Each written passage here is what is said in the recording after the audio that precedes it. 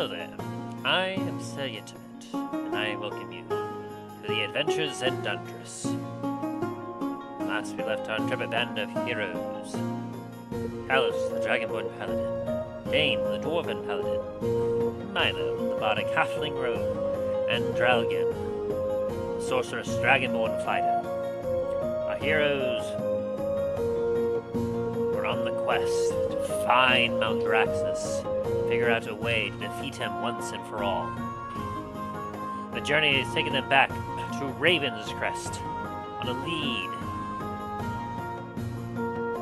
where they believed that Drallgon had encountered a village that potentially Mount Draxus had some sort of link to. Having made their way through the swamp, they were able to escape its murky depths and retreat to Ravenscrest after teleporting directly in the middle of the swamp. Once there, they decided to clean themselves up from the mud of the swamp and traveled to the nearby fortress just outside the city to see if they would have a library that contained any information about the village that they were searching for.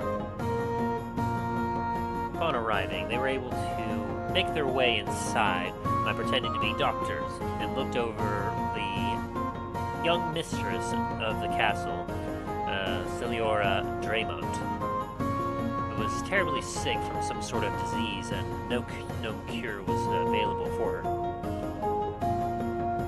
Unable to assist her, some of the party members decided they may come back later to see if they could figure out a way to help her out. But until then, they continued their quest and made their way to the library, or the study room of the castle, where they realized that it was filled with journals and heaps of sea charts. They were able to get some clues and contacts and information from these sea charts, but what they were looking for was not there. And so, after making a bit of a ruckus, they exited the fortress and made their way back to the tavern. As they headed to bed, they mentally prepared themselves to head back into the Veilwood swamp to find the mysterious village.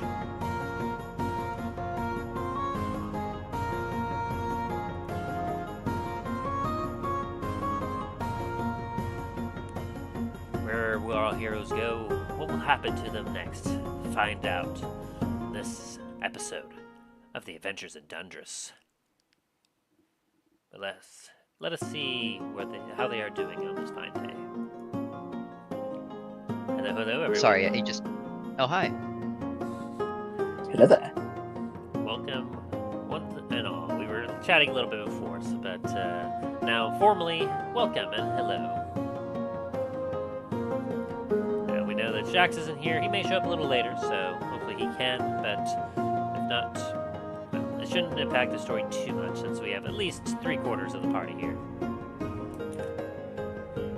I'm going to message him real quick, let him know we're getting started.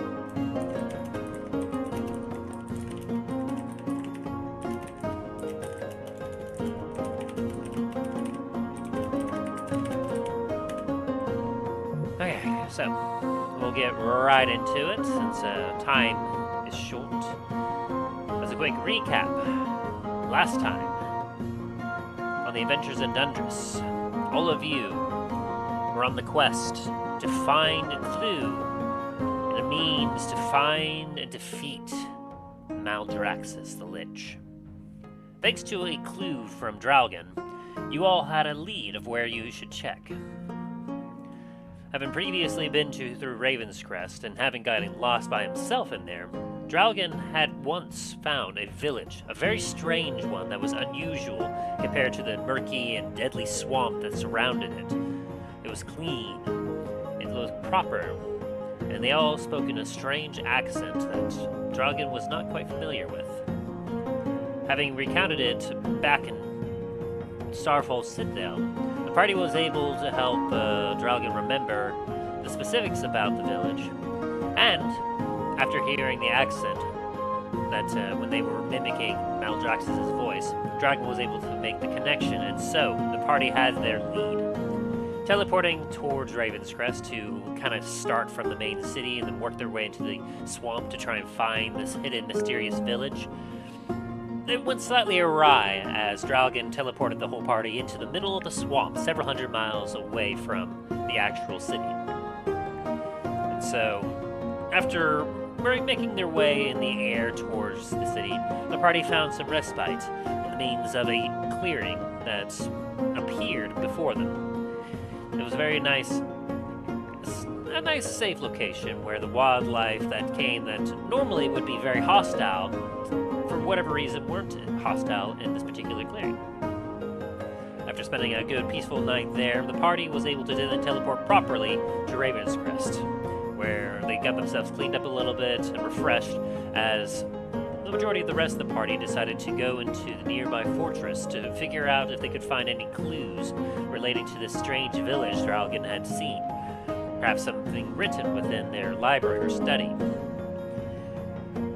Under the guise of being doctors, the party was able to sneak their way into the fortress in order to look over the mistress of the castle, Lady Draemont, Seliora Draemont, to be specific, who was suffering under a specific disease that the party was not able to have any sort of cure for, but they got some clues and context about where they could go and search in order to help her find a particular cure, as one of her brothers had headed off to Laun Tera.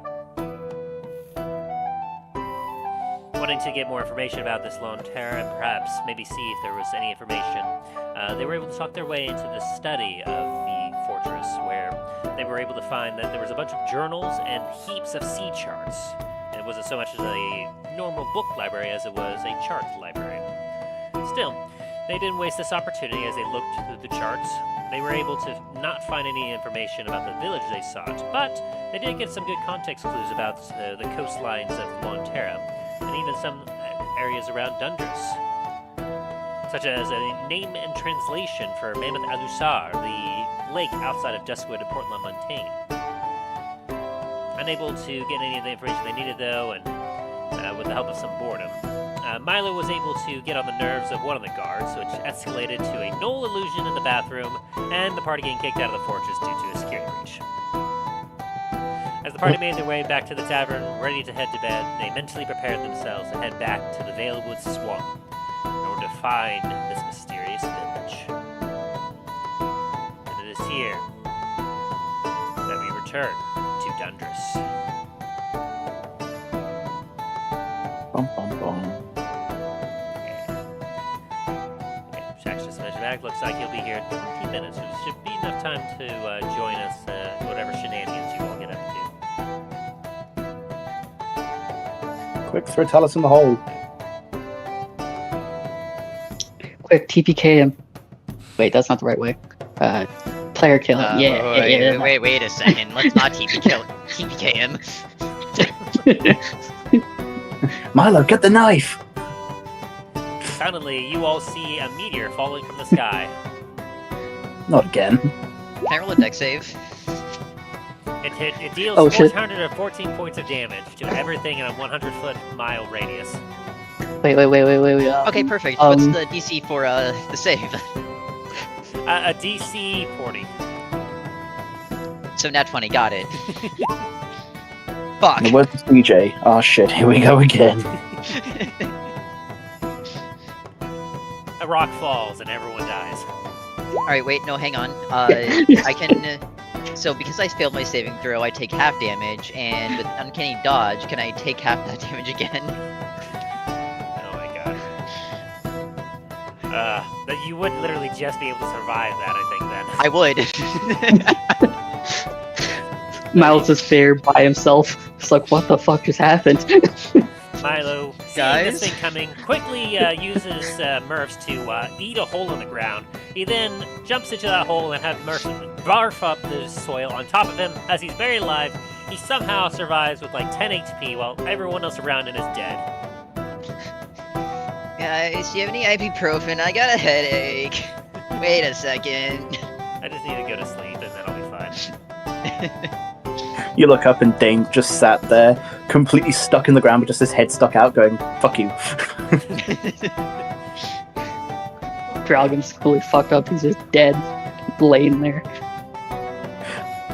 Drallgon's turned into like fucking cartoon character. He's just flat on the ground. You know, Drallgon died and I watched him. Can you tell me your reaction to take his soul? Hey, wait. Wait a minute. Wait.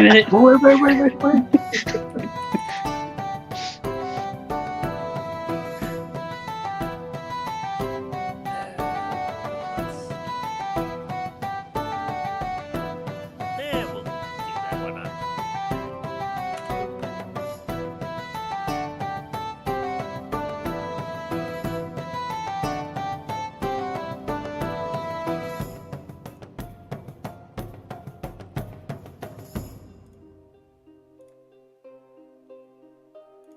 Alrighty, so as you all went off to bed, you all were benefiting from a long rest, and you wake up. Maybe Comet's landing in Ravenscrest.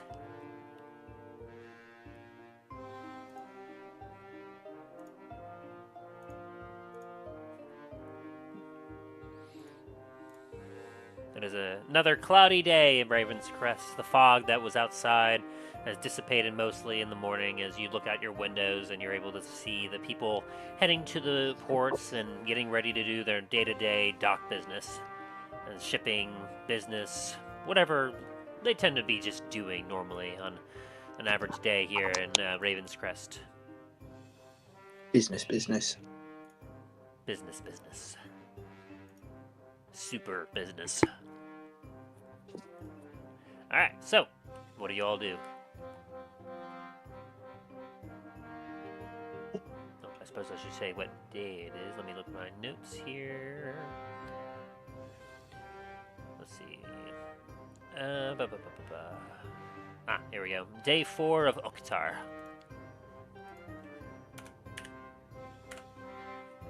Which, if I remember correctly, I believe Oktar was the 10th month of the year.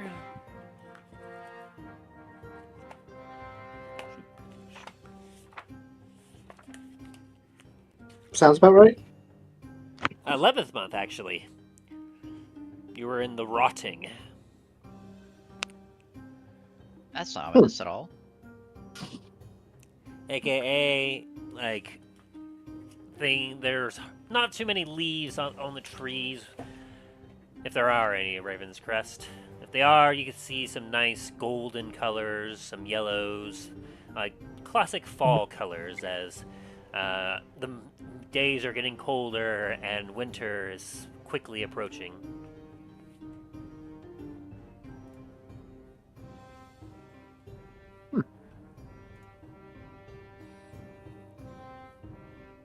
So, Would you say that winter is coming? yes, I would. Oh, interesting. Which tells you that traveling, especially like, you definitely want to try and get whatever traveling you need done, because as your characters may be somewhat familiar, winter times can be difficult when it comes to traversal. Not to mention the environmental dangers that exhibit. Fortunately, that should not provide too much of a danger in the swamp, as it tends to be a little bit on the warmer side. But, to be fair, you haven't ever been to Ravenscrest during the winter time, so you may not want to linger for another month. Dain's just remembering traveling through the mountain passes during the winter and slight shiver. Yes. As a cool breeze kind of goes through the open windows of your rooms. Drallgon's gonna be wearing that white, blue, and gold robe over all of his armor and his normal getup, and he's gonna be like holding on like it's a snuggie. You cold, Drallgon? Maybe. Well, why aren't you?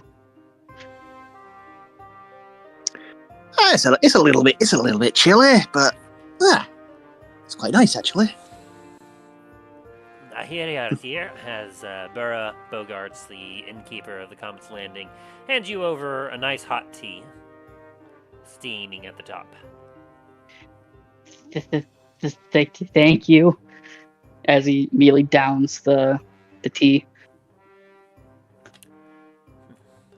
So, Milo, Do you all believe you'll be staying any longer here at Ravenscrest, or are you about to head out?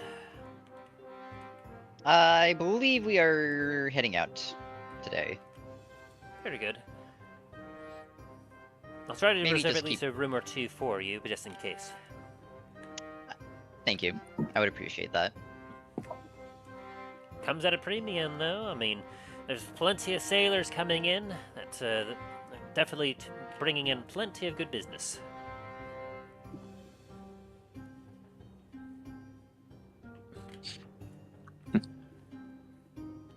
But Fine, but put a premium on it at least.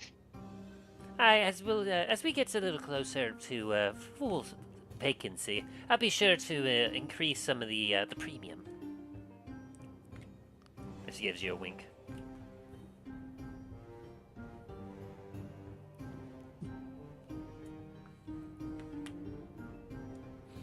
As Talos just kind of tightens up a strap on his armor, he goes, "Right, so, what shall we do now? Do we need to collect any more supplies, or should we make our way into the swamp to find this mysterious village?"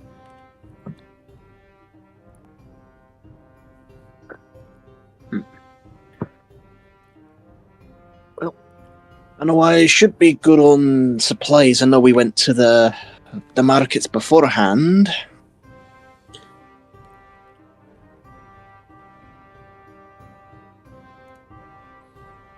Yes, I stocked up quite well, I believe, myself, but I wasn't sure if there was anything else we wanted to look at or get while we are still here in Ravenscrest. After all, we're not quite sure exactly what we're walking into. Maybe some warmer clothes. Maybe if you were actually wearing clothes, it wouldn't be an issue. Fuck you. Also, with all due respect, we're fucking inside right now. How the fuck are you cold? The hearth is fucking going right now. You see him sitting in the hearth. No, it turns out he sat on a shipment of ice blocks. How did this get here?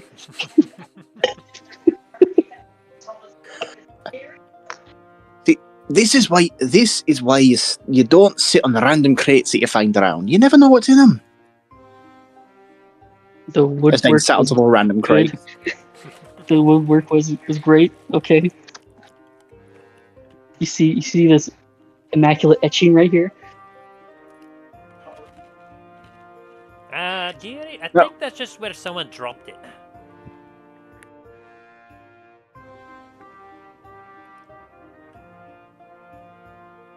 Drallgon's gonna give him a copper to walk away.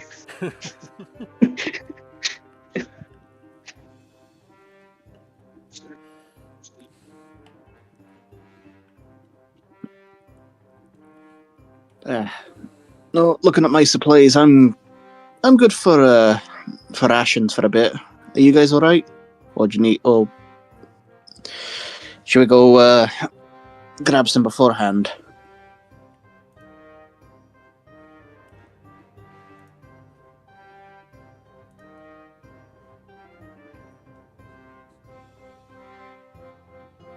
I think he's talking to Pretty you. good. I was looking, alright? Don't rush me. Turns out Murph's has eaten them all. Motherfucker, I've been feeding you. What more do you want? Stop eating my food. I save it for a fucking reason. Honestly, I'm doing pretty good on ration.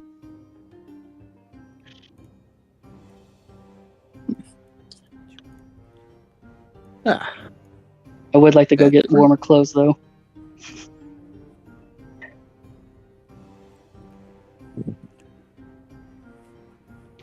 Well, I suppose that shouldn't be too much of an issue if you just wanted to run over to the general store or whatever they have here.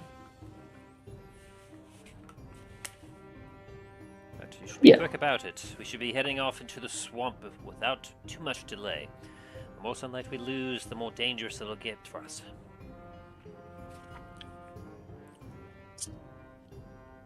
Hey, have we decided whereabouts we're heading off to? I know that we found some of those abandoned outposts marked on maps, or are we just heading off and seeing where the trail takes us? I assumed we were just heading over to the that one village Drallgon was telling us about. Yeah, I mean, we have it marked on the map, the general area where it is. We might as well just go onto the main road for a bit, and then once we might, or once we might have to leave it, that's when we actually leave it. Try to stay safe at all costs, right? Hey, fair enough.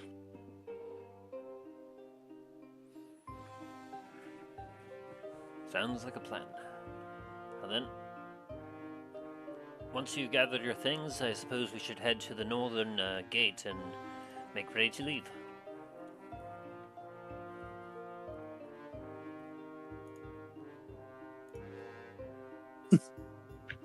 Hey, sounds good. Drallgon, do you want company, or do you want to go grab this yourself? I mean, if anyone wants to tag along, yeah, they're fine to come with me. But I mean, it's not gonna take me very long.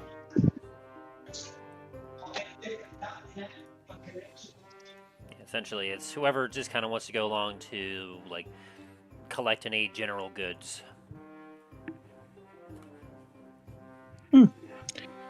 I'll pop down with you as well. And if anything, I can get some extra rations just in case.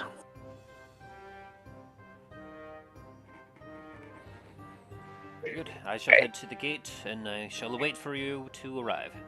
As Talus will kind of pick up his bag and give you all a small salute as he heads out the door.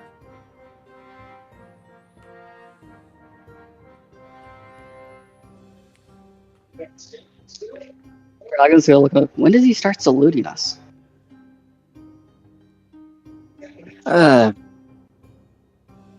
He's. Not like a I think he's been in his head a salute, lot it's recently. like he did like a couple finger salute, not like a full proper salute. I was giving you some shit. That's all. Trying to give his character a little bit more class, okay?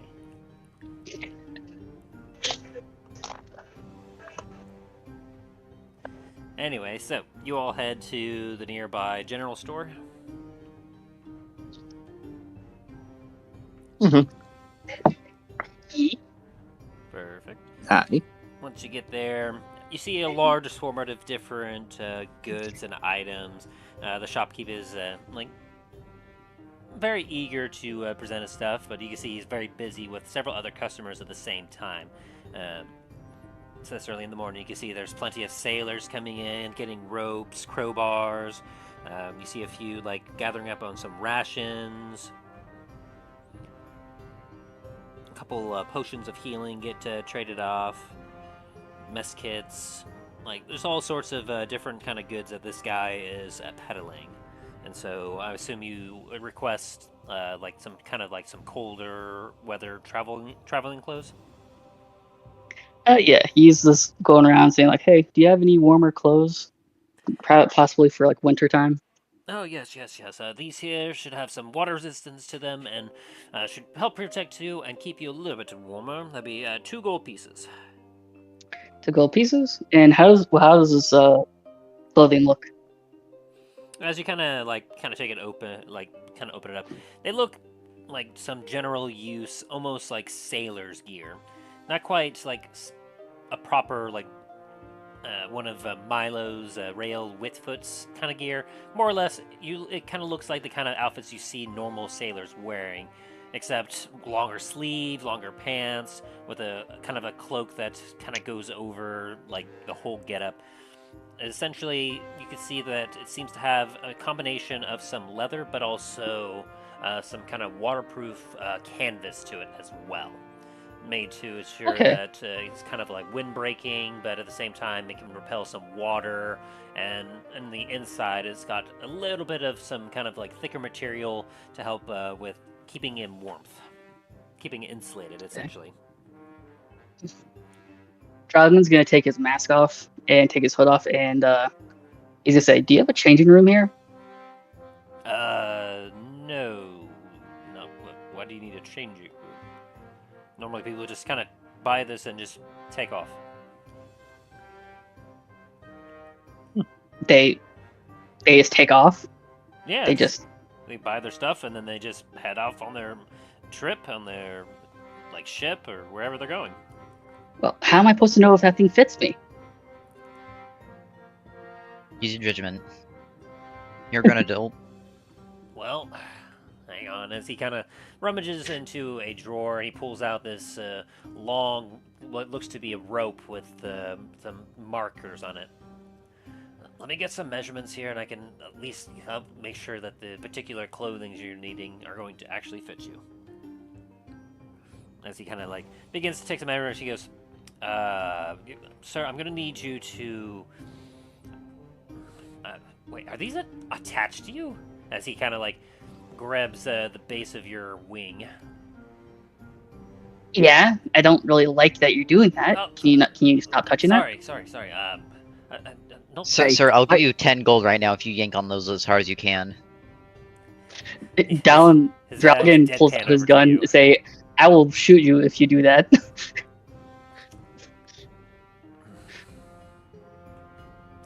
I'm just going to take my measurements here. I guess this would be I'll have to get you something a little bit different. I guess this would be kind of closer to an Aarakocra, as he kind of mumbles to himself, and he heads over to a part of the store where he kind of comes out and dusts off some traveling clothes that he brings over to you, and they have some kind of holes in the back of the shirt and the jacket. Well, not the shirt, jacket, and cloak combination that will enable you to basically put your wings through it without ruining the outfit. Oh, and you got it. Nice. Yeah. This should work for you. You don't have any other surprises or anything that would make this not work, do you? I breathe fire. Well, I would highly recommend you don't breathe fire on these, as it could catch on fire. That is some oil that is on the canvas to make it more waterproof, and while it won't initially catch fire, if you obviously if you have a lot of fire that gets put on this, it will catch on fire and you'll be like a candle. Neat. Okay. Don't fight in this, I guess. Got it. I mean, you can I'll take it. or anything, but just don't fight a dragon. That's what I'm saying. What he's saying is don't be a bitch. Drallgon's just gonna look at Dain and Milo. So they're like, "Okay, I'll take it." Perfect. 2 gold. And you have yourself cold weather traveling clothes. 1.5 gold. How about that? Come on, sir. Jesus this is Christ, already... fine. Milo's just gonna put down the 2 gold so that we can get out of here. Oh, thank God. What, are you broke? No. No, my guys. I'm just saying that for him. No. I actually have a decent amount. I was just trying to see if I could swindle it a little bit. So you look over and you just see Dain with one eyebrow very raised. Milo's just embarrassed that he's trying to haggle for 5 silver at this point. He just wants to get out of here. Boy. So, was there anything else anyone would grab? You mentioned rations, Remy. Those are going to be 5 silver for a single day ration. Yeah. Jin, does he have a lot of rations, or is it just sort of... Oh, yeah. This is a prominent general store and a very, very busy... this is if you went over to Antiva, to, Milo's place, and was wanting to shop for goods, there's not very much shortage of general goods.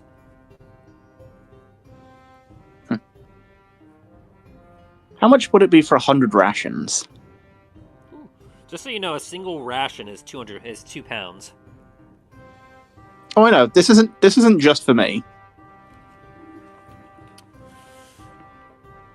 So 100 rations is what you're asking about? Yeah. Okay, so 100 rations, that'd be 2? Did I say 2 silver apiece? Or 5 silver? You said 5. So I'm pretty sure you said 2. so that'd be 500 silver or about 50 gold.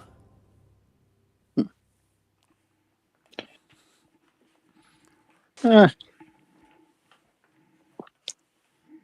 gonna. Yeah. That sounds good. As he kind of like loads up a couple crates of these dried rations as he's like sending down for. He's like, preparing a big voyage. Something like that. We got some travelling to do, and not sure how long it's gonna be. So best to stock up just in case. Yes, fair enough. Depending on the number of your crew, this should at least serve you for a good while here. Thank you. As you have yourself 100 days worth of rations, which you definitely have to, I imagine, load that into your bags of holding, because that's 200 pounds of food. Oh yeah.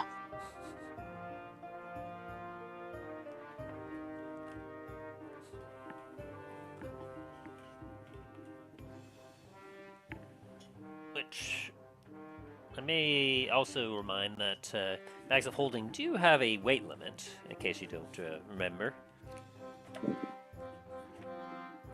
Yeah. So be sure to keep that in mind, depending on exactly what you have. Let me double check what that weight limit was, just in case. I know it's a 500. 500 pounds. Yeah, 500 pounds. So, just something to keep in mind, because that amount of food in one bag of holding would take up about half of its like total weight limit. And that doesn't even account for like whatever like weapons, armor, or other supplies that you may be also carrying as well. Yeah. Okay. Was there any other goods or supplies that anyone else wanted to get while they were here at the general store? Just kind of full of general merchandise.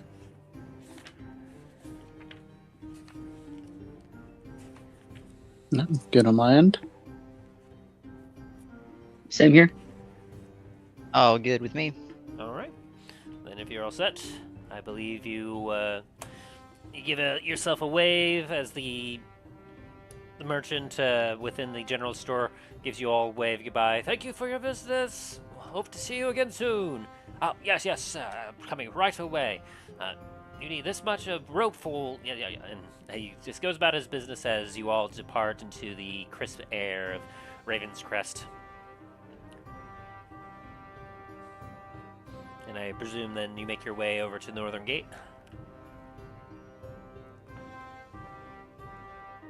Yeah.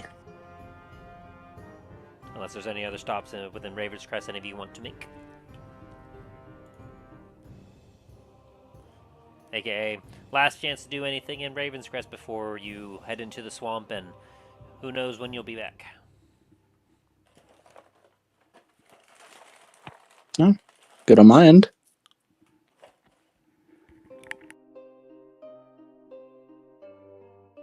Same here. I don't need shit. Perfect. And since Shax is not here to defend himself, he also has no further business in Ravenscrest. If he does, he can complain about it later for being late. So, as you all make your way through the streets, you eventually find your way at the Northern Gate, where you find Talos currently in conversation with the guards at the gateway. As you kind of approach, he notices you coming and goes, "Ah, my friends.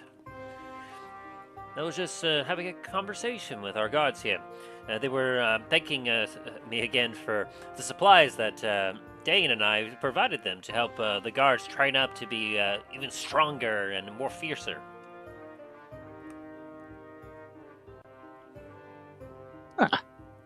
Well, glad to see that they've been putting it to good use. Yeah. Gotta say, it was thanks to your generous donation of providing the funds necessary for the equipment that, well, things have never been safer for the walls here at Ravenscrest. Hey, glad to hear it. Indeed. Well, I see that, since you're all here, I presume that means your business is done, and we're ready to depart?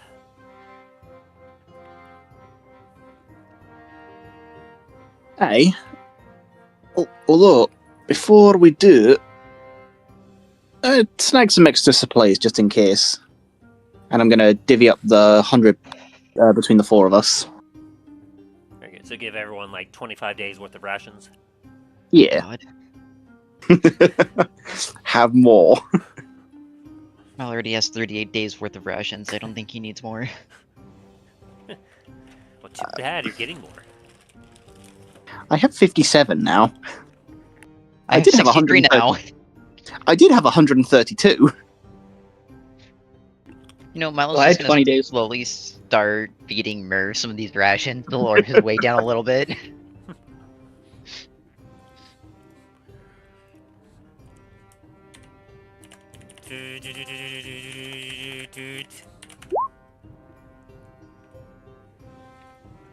You're already starting to look a little chubby. It's alright though. Still love you the same.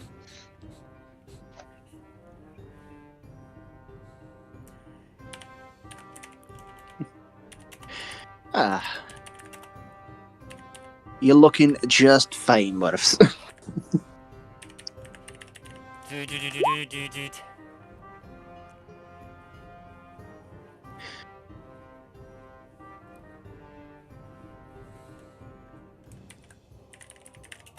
So wait, Murs, if I make you fatter, can you hold more stuff or no?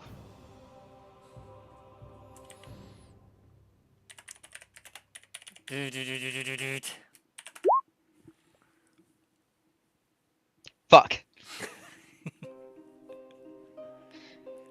Alright, you're gonna get put on a training regiment.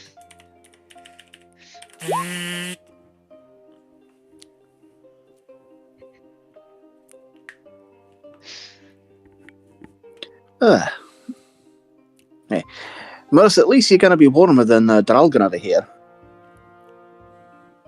Drallgon has the winter clothes on, and he has his traditional sash covered over it. Traditional he's sash like- is the only thing that provides color to your outfit. Everything else is kind of a bleak brown or black. I'm almost just imagining. I know it's not because it's like sailor's outfit, but I'm just imagining like one of those big like Eskimo coats. I was kind of hoping that's what I was gonna get. Well, that's too damn bad. Drallgon's got his cape draped around him. He's kind of like just holding on to it like it's for dear life.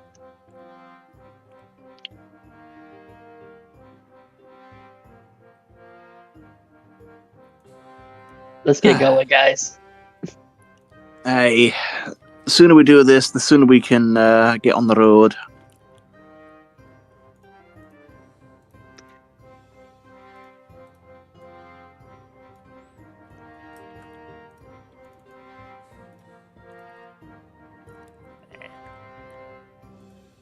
Come on, let me click it. Here, I was about to share. I was like, I was thinking more like this kind of cloak.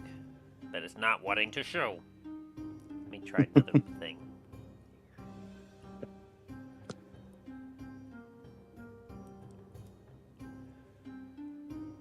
Or I just want an image.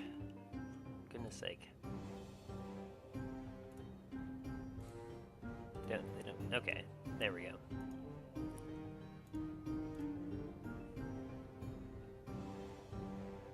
Yeah, I'll put it right here. So thinking more like this kind of cloak. Where it's got a little bit of fuzz, but it's mainly kind of blink. But it's thick, and it'll help keep you warm. And keep the rain off.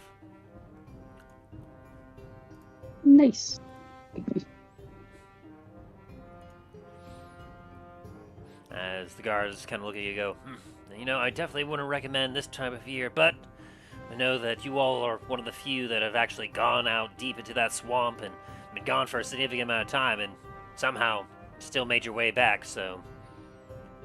At least one of you did, as he nods over to you, Dragon. Yeah, that's not one of my favorite times. So, I definitely won't bar you from traveling that way. Just, as always, good luck. Stay safe out there.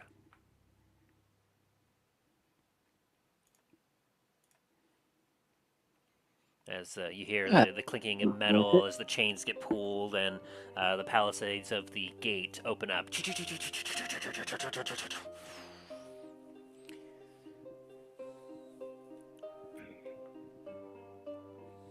Quick question: would the main path be like a tree? Would be like a tree opening for the main path too, or would it just be like covered by the trees? Well, initially, we're like just kind of remind you of what you're looking at. As you look past the gateway, you can see there's a bit of a clearing until about roughly maybe like 1,500 or 2,000 feet away from the walls. You can see like between this kind of field of clearing, there's these rock spires that go high up into the air that kind of provide a natural land barrier against the swamp. There's a few cracks in between these spires that you're able to traverse in through before you're able to reach the swamp. Gotcha.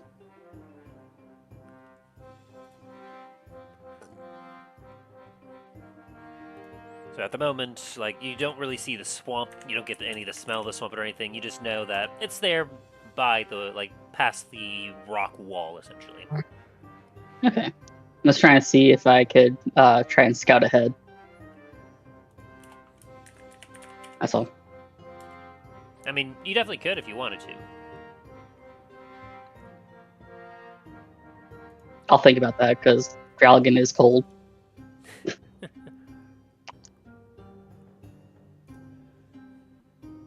And so, Talos waves goodbye to the guards as you all head down the path to the outside of the city.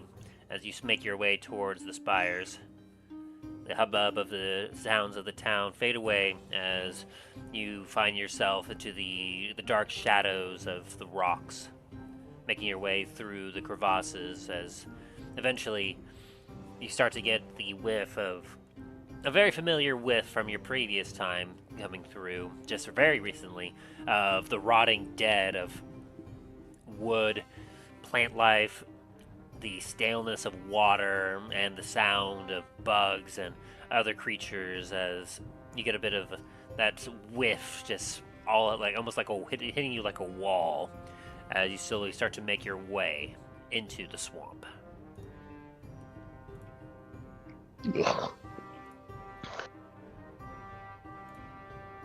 Don't think I'll ever get over the smell. Hey, it's definitely nicer places that I smelt.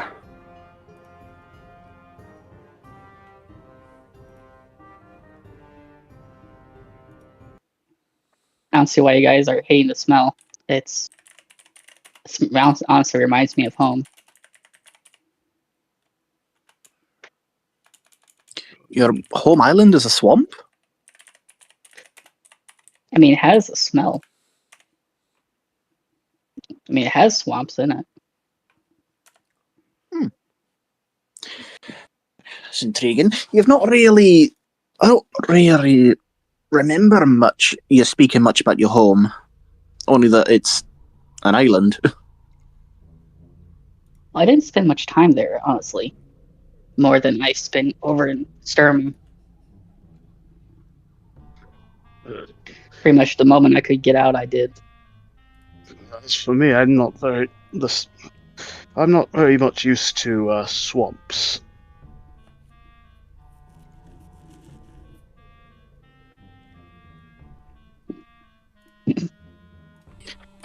Slightly surprising from you, Talos. I would have thought with your with all your paladins training, it would smell like a swamp half the time. Ha ha ha. The smell thing, eventually you could get over. I could probably get over it, but these bugs. That was sorry, like smack it. Ugh. Get into places in your armor where you just can't reach them. Hey, that's why I've opted for just wearing the mithril plate for the moment. I thought about it, but rather be prepared. Bit of discomfort for now, but soldier on through. As you all just take in the swamp around you, the murky depths, you can see a bit of somewhat of a path that weeds its way deeper into the swamp. Drallgon, you have a memory flash of when you remember looking to the side of where you are right now, and you remember coming across a dead guard that had been deposited into the swamp when first you all had entered the swamp a couple months ago.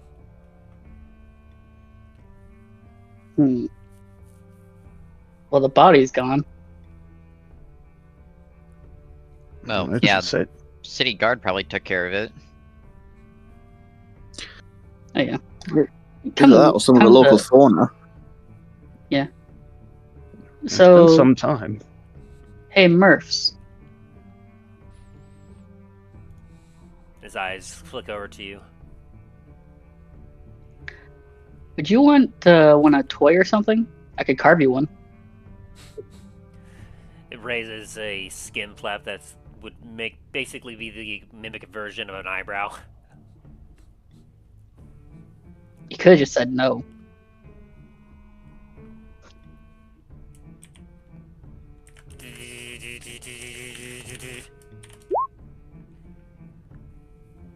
What kind? What would you Maybe a want? I chew could carve toy. pretty much anything. Drallgon, Maybe I a chew swear to toy. God, if you give him a toy that people would use during fun time, I'm going to beat you. What are you talking about? Dragon looks like genuinely confused. You know, buddy, one day when you grow up, you'll understand. What?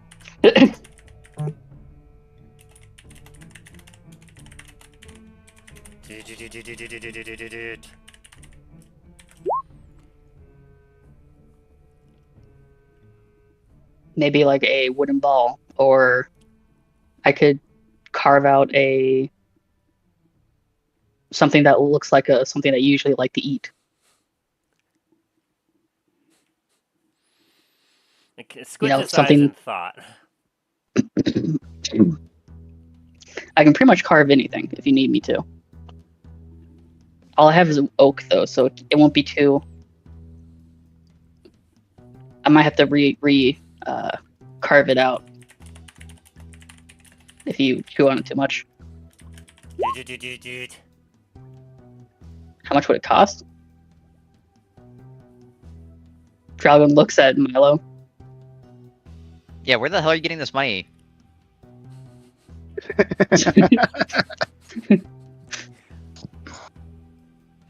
Your entire coin pouch comes out of Morphs.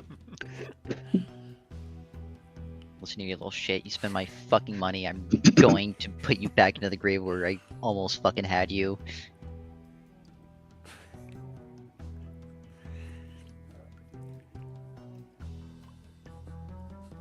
What's your answer, Drallgon?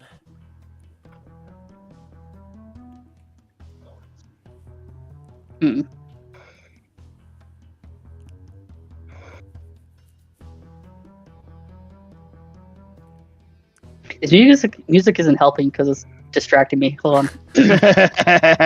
Swamp So- atmosphere. I just would want maybe like a copper, if that.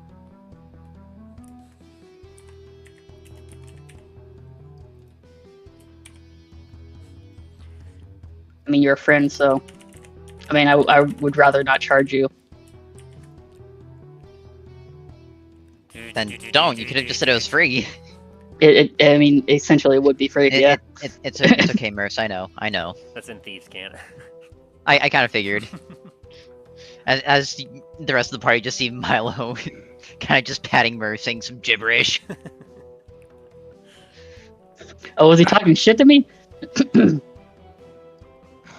fucking worry about it. You gonna give him his toy or not? Well, he doesn't tell me what he wants. Kind of What do you want, Merce? Thoughts for a second. I can make you a wooden dagger if you want.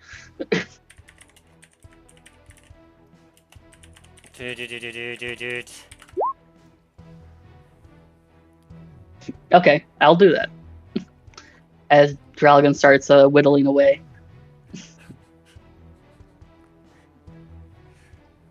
Okay. He's gonna be slowly wood carving a wooden dagger, as he's trying to also keep up pace of everyone. Through a swamp. Yes. Okay. Merce, I'm kind of surprised that you're asking for a dagger when you already have one inside of you. Actually, two of them. Let's see.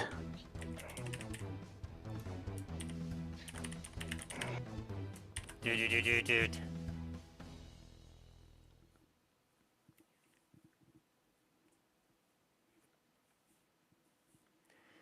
So, do you all traverse into the swamp? E. Yeah. I'm gonna while we're going, I'm gonna pull out the trident I have and kind of using it kind of like as like a testing pole to see if like when we're going through if there's any areas that look like they're like sodded, like really sodded, see if it's like okay, it's firm, nope. Like using like the butt end of it.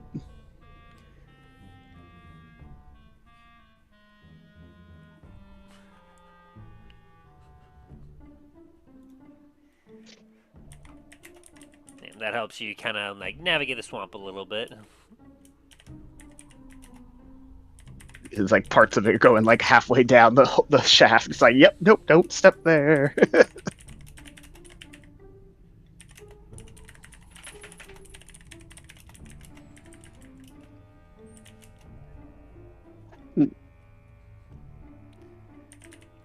Drallgon is probably gonna be flying a little bit above the mud.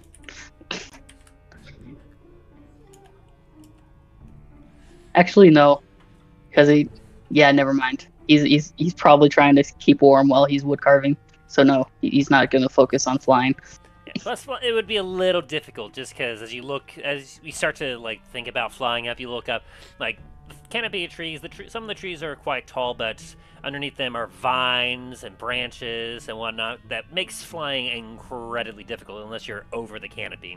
Which, as you remember previously, when you tried to do that, like you were able to fly over the canopy. It was slow progress, slow going, but like you weren't able to see hardly anything below you until you saw just the one opening that led to that clearing.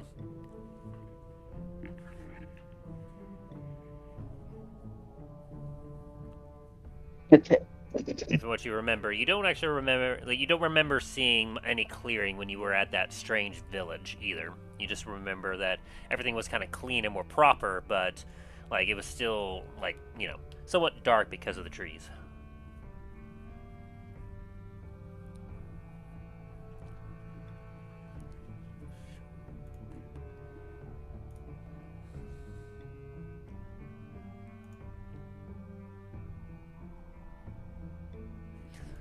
Alright, so as you all begin to travel through, like, progress is not terrible, as there's still a little bit of some kind of path for you to follow, but the air is still just kind of stale, it doesn't smell good, and as you're walking through, there is a point where you all hear some incredibly, like, a more intense amount of buzzing as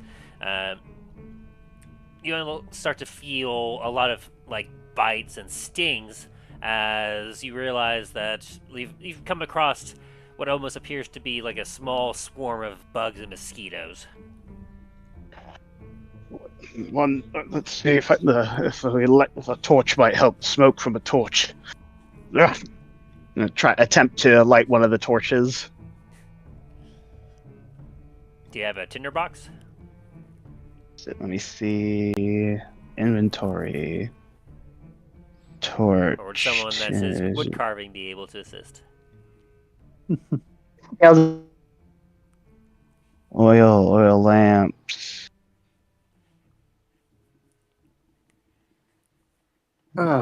Talos, I got a tinderbox you could use if you'd like. Oh yes, excellent. Thank you. I hope go ahead and go with do firebolt on it on the very top of it. Roll to hit. It's like start ahead and make my way toward Dain, and then suddenly firebolt. 12. Was it 12 hit? It's gonna laugh if that was a nat one. Just accidentally hits Talos instead. It was a nat 2.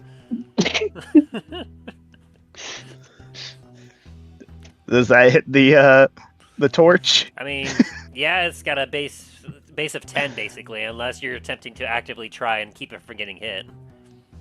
No, I'm just walking. I was just like, holding it out, and it's like, oh, thank you. Talos jumps a bit at first. He's like, thank you. I'll say because of your belts, like you have an immense amount of strength, so I won't force you to roll a saving throw to keep it from falling into the swamp, because your natural strength would, like, you'd be able to catch it quickly. Yeah, let's see. That's how many torches I had. I'm gonna pass at anyone that wants to have a torch. I have gotta take out a few more and see and give one to anyone that wants one to help try to keep the bugs away, and whoever takes it, I'll light it with my torch. You know, can I just walk around just throwing insults at all these mosquitoes with vicious mockery? I mean, you technically could, but it only works on a single thing, and, like, as you start to do it for a few, like, you feel that your insults may start to run out after, like, the first, 20 bugs can die, and there's still, 100 around. Alright, fine. I'll reluctantly grab a torch. Let's see, one. Dain, I pass one to hold out one to Dain. You want one too, Dain? I've actually got my own. Oh, I'm gonna summon mine out. Well, actually, go into my bag and bring it out. Falcon's hand is just gonna start raising towards your torch. No. We already got a lit one. We can light it with this. Because Drallgon, if you do that to me, I'm going to end up on the other side of the swamp. And while that'd be an interesting way of traveling, it ain't gonna end happy. All right, that leaves me with 6 torches left in my inventory. All right, so I think about each with each torch that gives us each person has a torch has 20 feet of light. Yep. As the fire crackles pleasantly, it provides a little bit more of a nice ambiance if you ignore the fact that it might make it a little creepier. But still, crackling fire is always nice. And the fire does prevent a lot of the bugs from attacking you directly, as they're attracted like a moth to a flame to the fire, where every once in a while you hear some crackle and popping as your torch moves around and catches a lot of the bugs by surprise and immediately incinerates them. I have a question, Tim. See if you would allow me to do this. So, could I do Firebolt and then do Control Flame? Wouldn't that be the same thing as just Control Flame? Wait a minute. You choose a non-magical flame that you can see within. It has to be with. Okay. So I would have to take the fire away from one of you two. And Talos was offering you a torch. Well, I don't want to waste the torch. I could have one for an hour. For just like a flame next to me. I mean, I imagine if you took one of their fires, they'd be able to just be like, oh, okay, and just relight it with another torch. Yeah, Okay. I'm pretty sure. So Talos, the fire from your torch, just starts sprouting dragon wings, and it becomes a little small dragon and flies off of your torch. Talos is kind of like, okay. And starts flying above Drallgon. Also kind of stares for a moment before relighting it on Dain's torch. It's like... just like silently just kind of shakes his head slightly and then he continues on.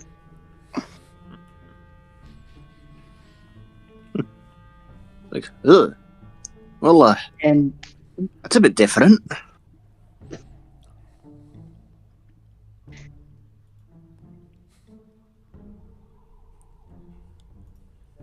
yeah, I could do this. I never really had to use it before. But it's nice, isn't it? It's cool.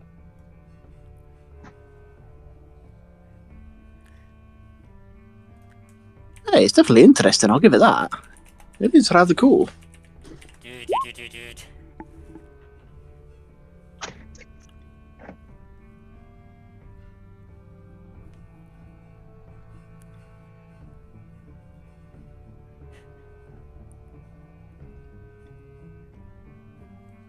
Okay, You know, Merce. you know what? Milo's just gonna pull out some rope from Merps and just tie him shut. That way he can't speak. And Drallgon's gonna go back to whittling his the wood to make it into a wooden dagger. After several hours of kind of traversing through muck and dealing with the bugs with your torches, the sun starts to set as you've made some pretty good distance into the swamp.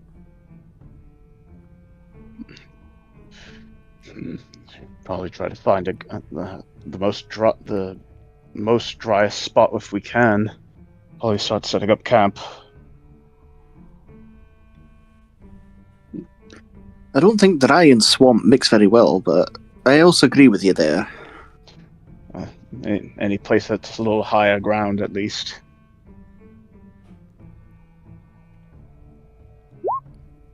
Oh well, I'm not gonna be any help on that. You're too focused on whittling.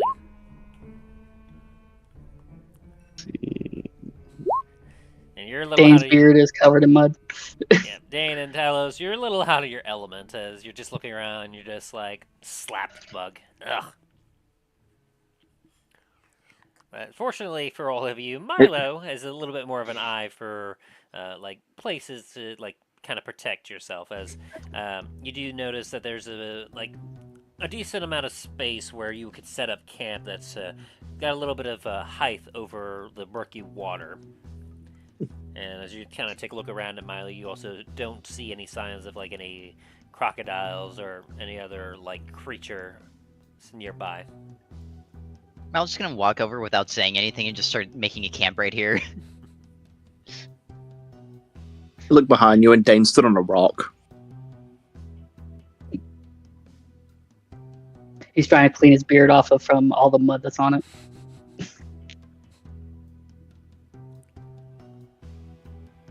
It's going to take me weeks to to clean this beard out. I could show you a way that would instantly clean it. No, you don't. I've seen what you do with fire. Dang, no, wait. All you gotta do, take your thing of water, just flush it out. Flush out your beard. I'm not attempting to drown myself either. Yeah, it'll only last for a couple of seconds, right? Yeah, and possibly send me going upwards depending on which one I use. You'll be fine. Dain invents power washing simulator. As he just So holds the Drallgon- counter underneath his beard, like holds the base of it by his chest, and then holds his head up as the nozzle's pointed towards his beard, and he just uses the like geyser function as it You just hear an unearthly ping just to echo out through the swamp. Dain's beard is 100% clean.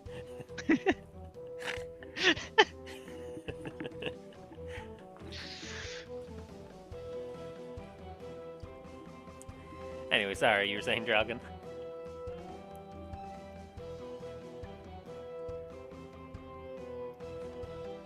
Drallgon? Are you still with us? Am I still with us? You are? You're still with us.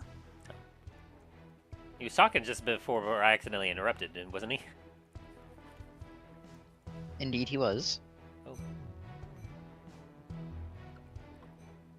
Well, maybe he'll be back shortly. Hey. Oh. Damn it. Oh. He was there. All right, can you guys hear me? Yes. Yeah. Okay. All we heard right at the end was "damn it" and then disconnect. All right. Drallgon is gonna go pick up some sticks and wood to start a bonfire. A bonfire, you say? Start a campfire. About to say, like, it's a campfire. That'd be like you'd be able to get enough sticks for that. If you're trying to make a bonfire, you're gonna have to like fell a whole tree for that. And he's gonna use the flame from one of their torches.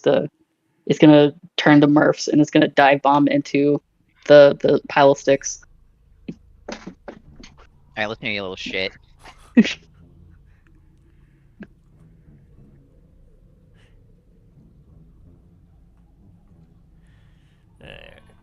I'm listening.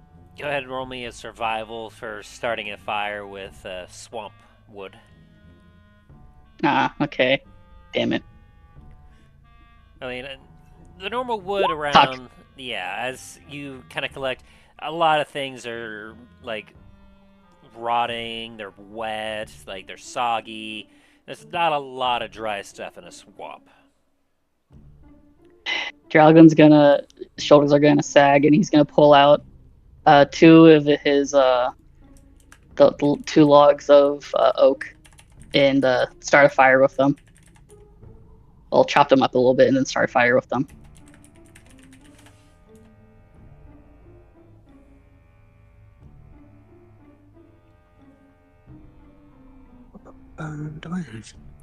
Give me Hello? a nature check real quick, Drallgon, because you said that you have a little bit of, like, Drallgon has a little bit of a background with, like, some swamps.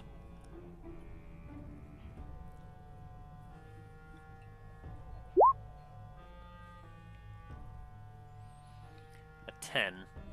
So, you don't know too much about it, but you do know that there is usually something that can ignite very readily within the swamp. You just don't remember exactly what it could be. I do history. Yeah, I'll give you a history. A 14, not too much better. As you try to think back on it, you remember that there were some members of your tribe, like upon like having to either go into the swamp or coming back from the swamp, would carry some sort of matted balls of something. They would tend to be generally like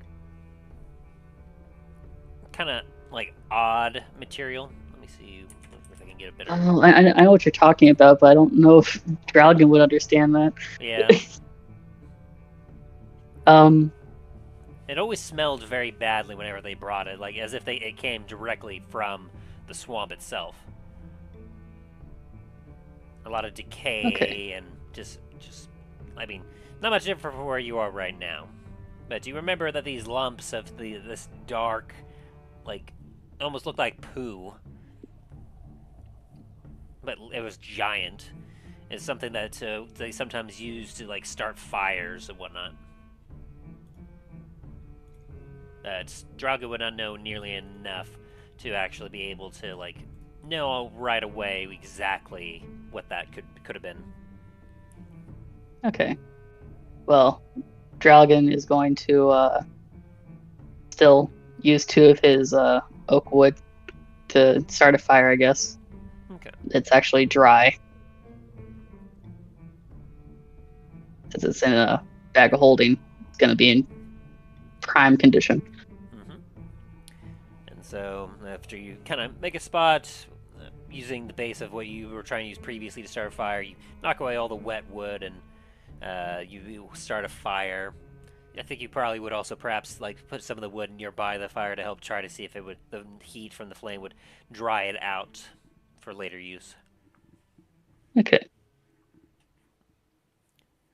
All right, and while he's doing that, Milo, I assume you've already have all the tents set up. Yeah.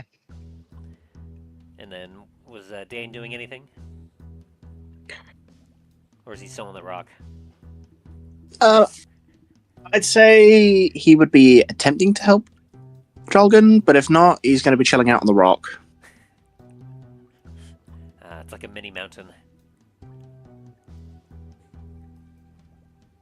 It's a yield sitting rock. And Shax? Let's see.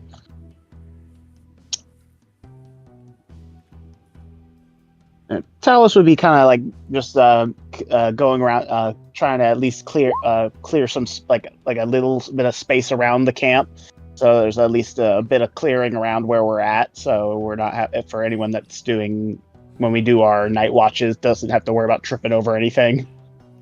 Okay.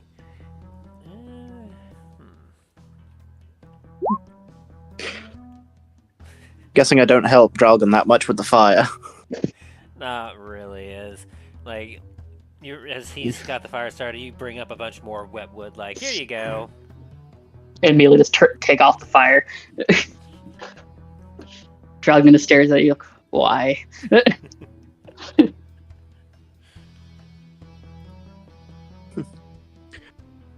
Well, fine then. I'll just go up and get some of the branches. Just gonna start walking up the tree. See if there's any dry branches up there.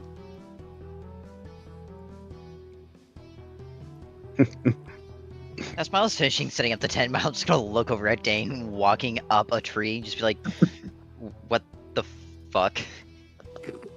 It's like that was not expected. It's like it's like the scene from Naruto, just like. Doo, doo, doo, doo. Guess he's using my cloak to good use. Yes.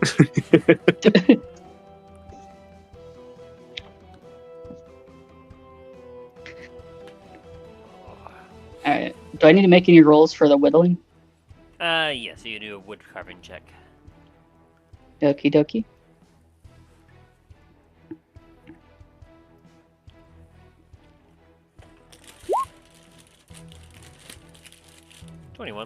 So throughout the course of the day, it took you a long time and a lot of your focus just to kind of get a basic shape hewn. And with this, I'd say like you have yourself like a kind of crude handle with a crude wooden blade affixed to it. It's mostly there, but it's not very detailed yet. Gotcha. Drallgon's just mumbling to himself, not good enough. It's not good enough. It needs to be better.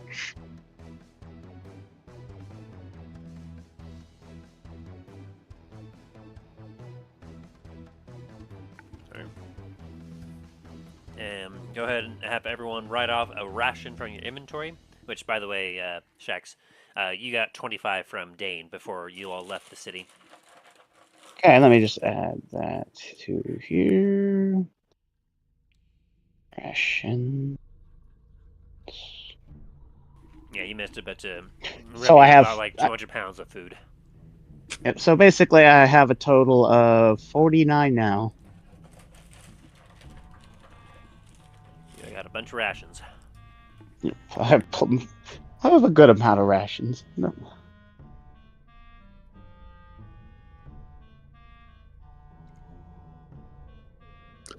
All right. And so, as it gets very dark, the only thing you can see now is anything within the light of your fire. What do you all do?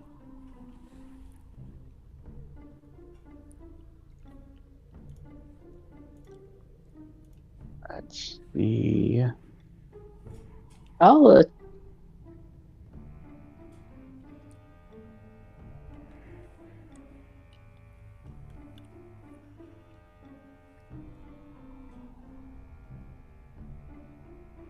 Don't have that.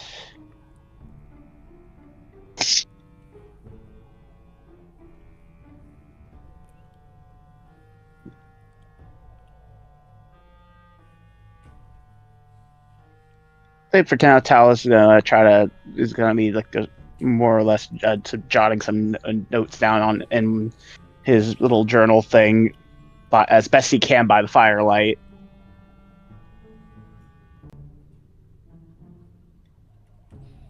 Solid. It's like part of his like he has like sections in his journal. He has like one that's like part is the actual journal, and another one's more of like a inventory ledger list. Certain things are crossed out. It's like numbers are changed.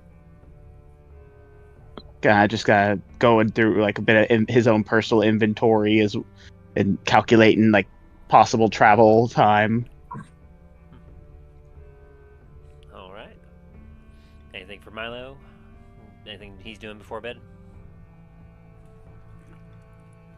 Milo is going to start getting some things prepared for the morning in Murph's training regimen that he's going to be put on. Murph just looks at you like a grumpy cat. Oh, he's still tied up, by the way. He still cannot speak. It's like gonna be like putting Murphs through the Rocky training regiment.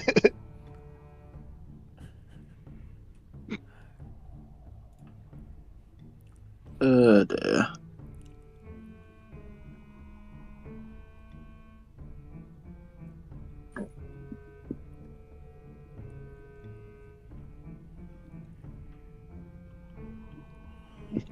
Okay. Without further ado, as I presume that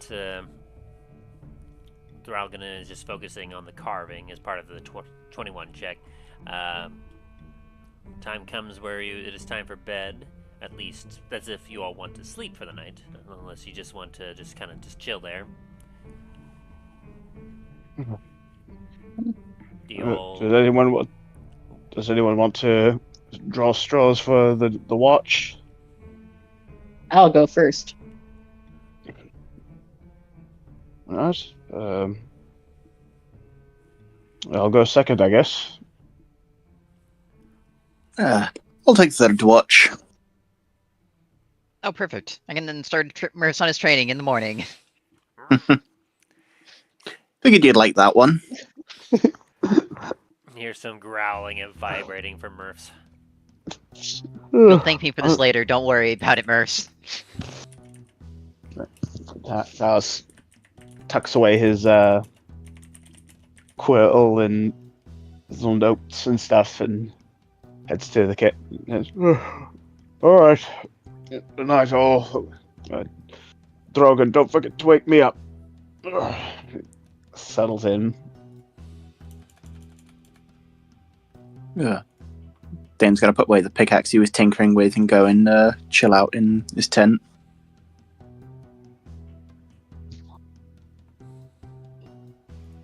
Drallgon's mumbling to himself as he's carving. It's not good enough. It's not good enough. It needs to be better. It needs to be better. More detail.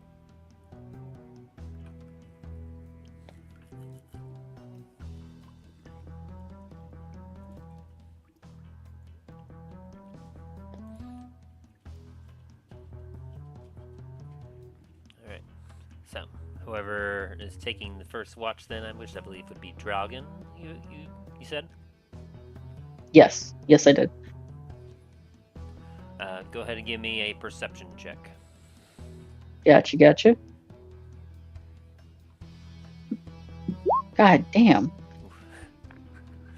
You're still focusing on the carving as, like, something about it is just driving you nuts. Just, like, you're like, what exactly would a mimic want exactly? Like, with a wood, like, what would he want on this carving?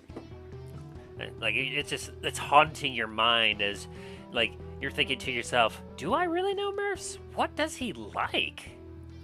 What kind of things could I carve into this thing that he would actually enjoy? It is highly distracting for you.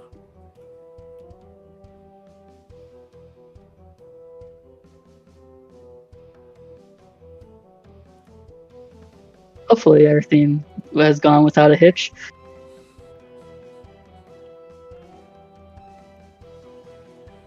Okay.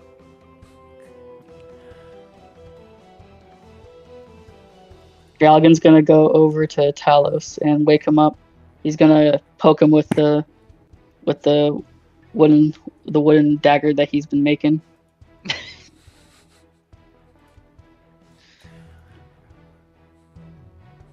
You coup de grace, and he dies instantly. Pretty Fatality. Drallgon wins.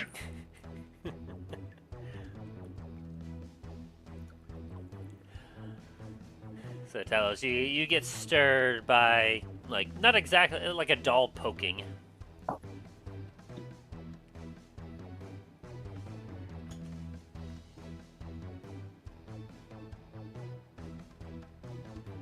Talos is clearly in a very deep sleep and does not give a single fuck. Drallgon's gonna have the fire fly over and just go, burn his fucking ass. Sorry, my mic got disconnected. Sorry. Like Talos, like kind of like snorts with a jerk. He's like, is it my watch? Yes, as Drallgon pokes you with the wooden dagger in your face. Get up. Stop. Like a bit of a growl, like slightly more like annoyed growl as he gets up. You see heavy bags under Drallgon's eyes. Go to sleep.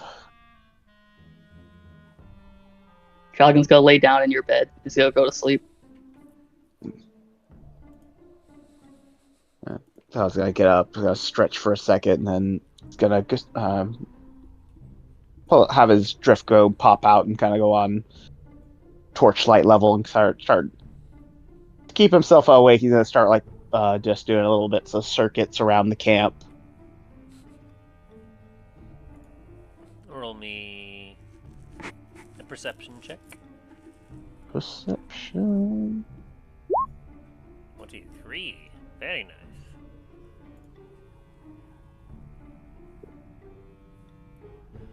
As you're kind of patrolling around and keeping an eye on the nearby area, you feel grateful that you took the time to kind of clear a few things that obstructed view while there's still a little bit of light out, as you're able to kind of see through the darkness with the flickering light of the campfire. As you're kind of keeping an eye out, you hear the sound of birds in the night, owls hooting.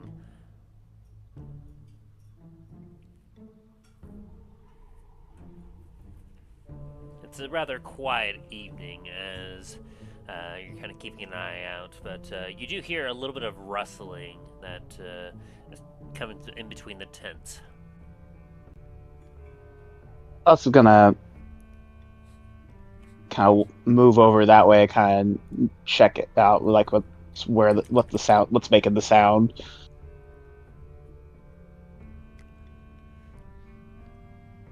As you kind of make your way over, let me see.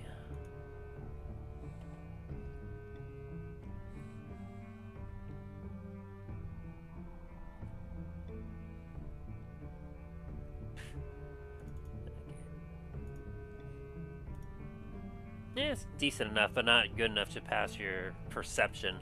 You see something slithering in the murky, mucky grass, kind of through your campsite.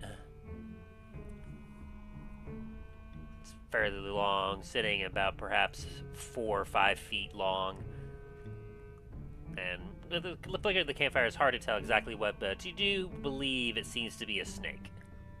Yeah, Talos is gonna see if he can use the trident to kind of he's not trying to kill it, he's more trying to hook it and then kind of toss it out away from the camp. Give me an acrobatics check.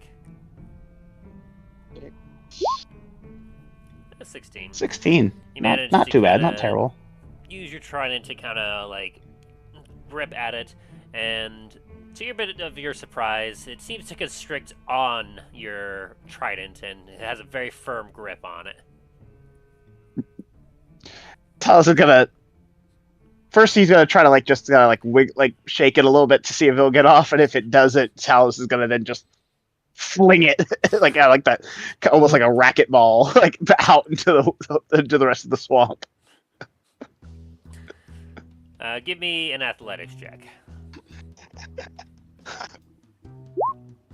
Not 24. Yeah, as you kind of go to a decent ways from the camp, still within distance, you give a good shake and manage to slide the snake off as it plops into the water, and it swims away.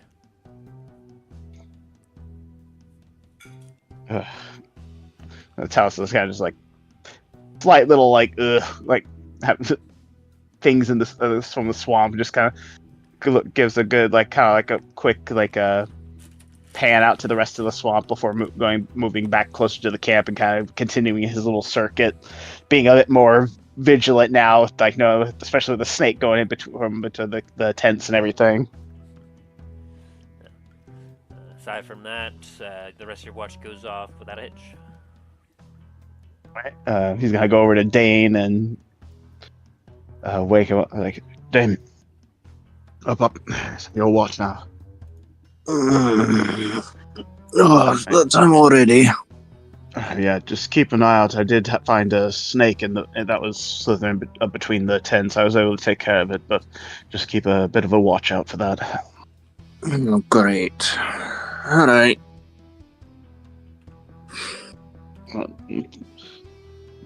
And Talus turns off it. Once he gets into the tent, he'll turn off his drift globe.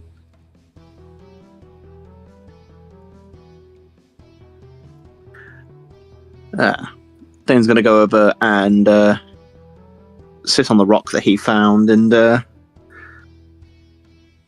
first off, oh dear. An investigation, not a perception. Oh, no, never mind. I hit the wrong one. You take a look at the rock. It's a nice It's still rock. not there. It's crazy. You got the exact same roll, except obviously one was a plus and one was a minus.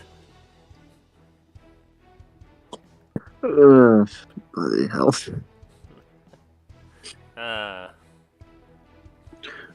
Well, with that, I think for my watch, I'm going to take one of the ancient dwarven pick that I've got and just play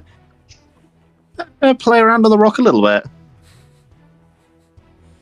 Like smacking it, or More just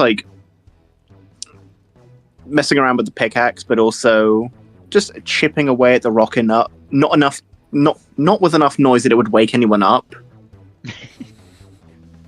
But enough that it will make dents in the rock, little taps and stuff like that, right? Yeah.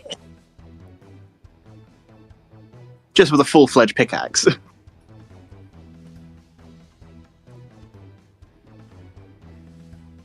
Yeah, I have no idea what's going on in the swamp right now. nope. And as the sun rises and your watch comes to an end, all of you gain the benefit of a long rest. Oh, sweet. I'm needing to do a watch. Nice.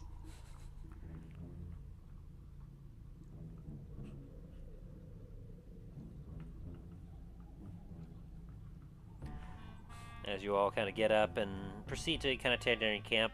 Let me see here. You look over and see Dane's asleep on the rock with a pickaxe. Holding it like a teddy bear.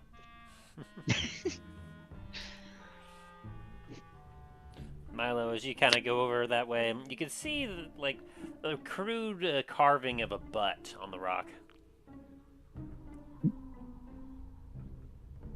It looks like it was very recently hewn onto there.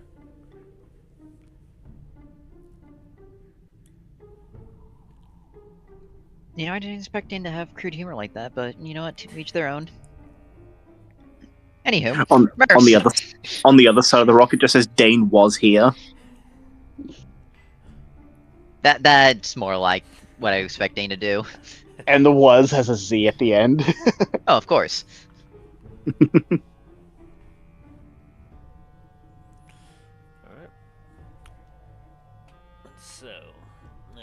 kind of cool air emanates around you as everything just feels a little bit on the colder side, on the wetter side.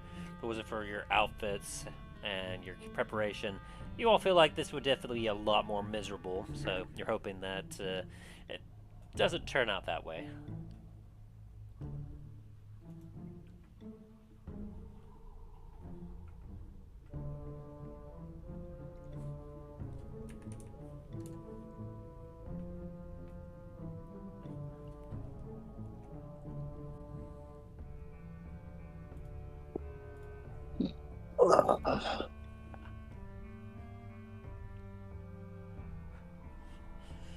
So, I assume you all continue your travels then?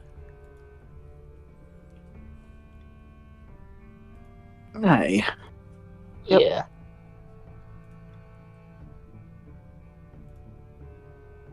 Alrighty. So, as you continue to make your way through the swamp,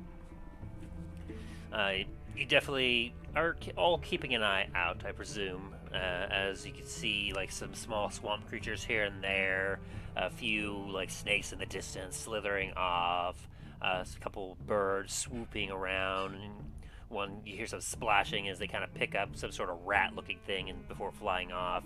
Like, it's a natural swamp area. As you all can continue forward, I'll have all of you give me a perception check. Alright.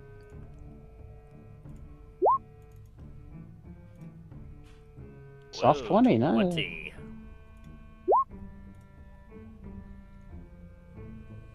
A 24. Drallgon, you're on point on this particular day.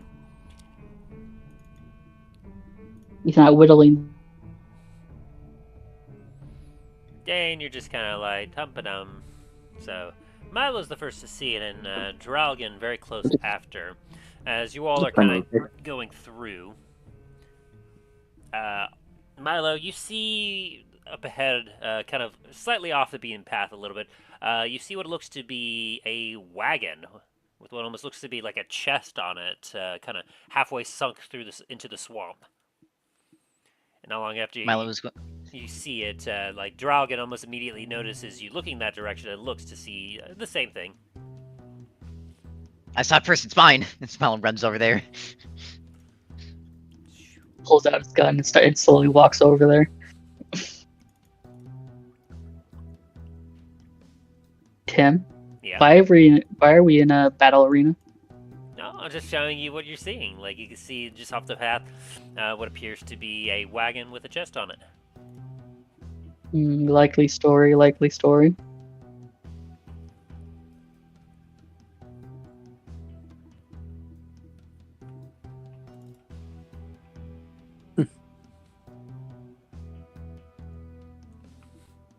As you kind of make your way through the swamp.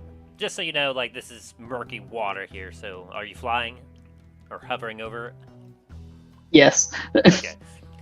That's good to know. I didn't know I was there. Yeah, because that is difficult terrain there. As you just Got kind it. of sloshing. You know, we're in a swamp. It's pretty dark out here, right? Mhm.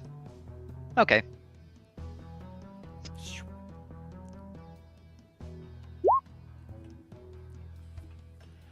As you kind of take a look at this, you can see that the wagon is currently half buried into the swamp. It looks like it's been abandoned here for quite some time. The chest that's somewhat dangling off of it has got some mud and murk on it, and what looks to be a decent lock on it. But other than that, like, it looks as if whatever else may have been on this wagon may have sunk into the swamp and been lost forever, or perhaps others have kind of come through and made off with it. It's hard to say. Neat.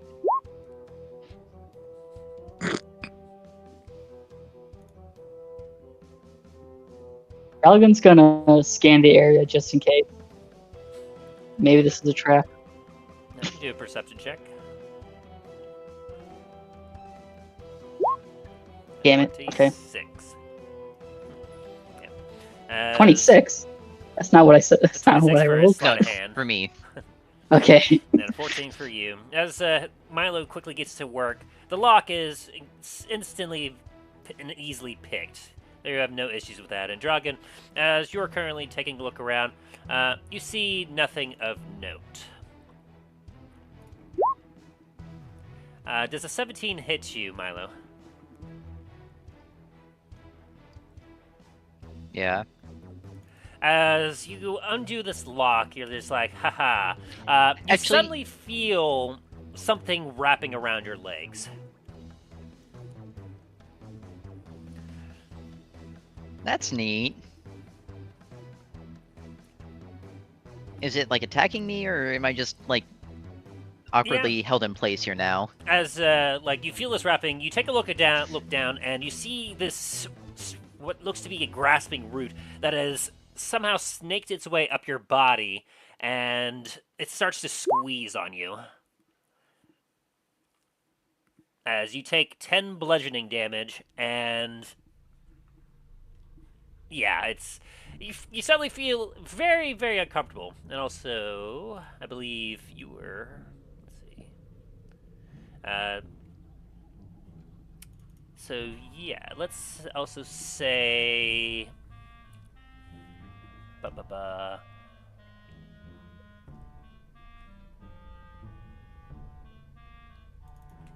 Yeah. So you're currently grappled as this tree right up here begins to kind of quiver a bit, and you hear a bit of grinding wood as I would like all of you to roll initiative. Gotcha. Oh, I didn't get my obscenely long initiative.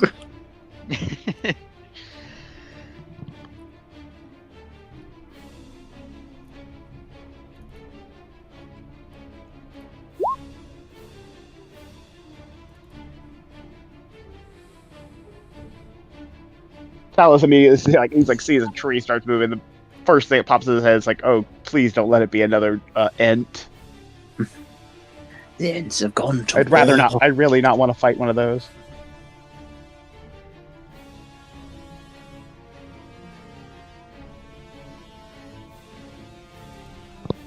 Alrighty. So, in terms of it, Milo, you do not like this at all. Like this thing wrapping around you, like nope. Milo wants loot. He did not want to get fucked with. Drallgon is gonna pull out his gun axe and try and chop that thing off of him. Hang on. Well, we're initiative right Turn now. order now. Oh shit, my bad. I don't know how I completely forgot about that. English, you're not in the initiative, so let me add you. Oh, I think I know what the problem is. Hold on. Add turn. Boop. And you got a 10.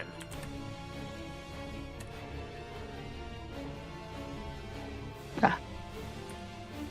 And I'll say you probably have a little bit more dexterity than Dain does, don't you?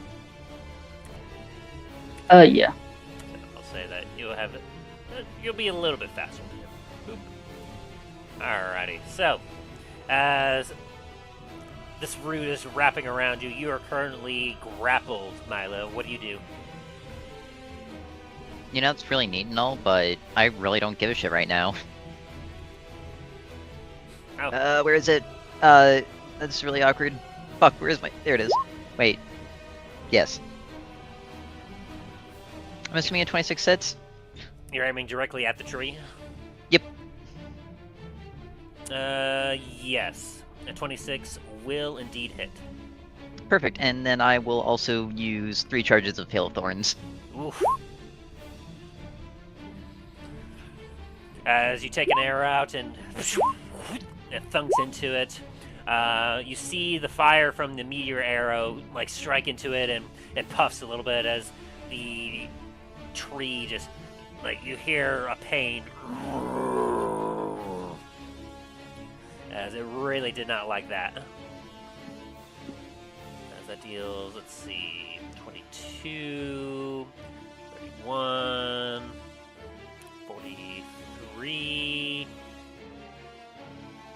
53 points of damage total. Okay. As you can see, that meteor arrow definitely seemed to be effective on that thing. I kind of assume so, considering that it's a tree. Or at least I would have really hoped so. Alrighty. As its branch kind of continues to grip on you. Anything more for you, Milo? It would take me an action to see if I can get untangled, would it? Yes. Alright, then that's my turn. Alrighty. So with that, Talos, you can see suddenly that Milo seems to be has shot at a tree, and he's currently wrapped up in some vines or roots or something. What do you do?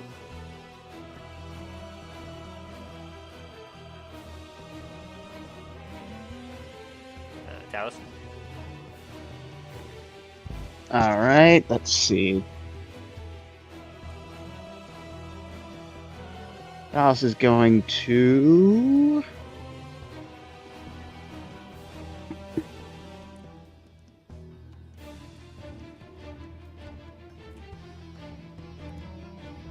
Let's see.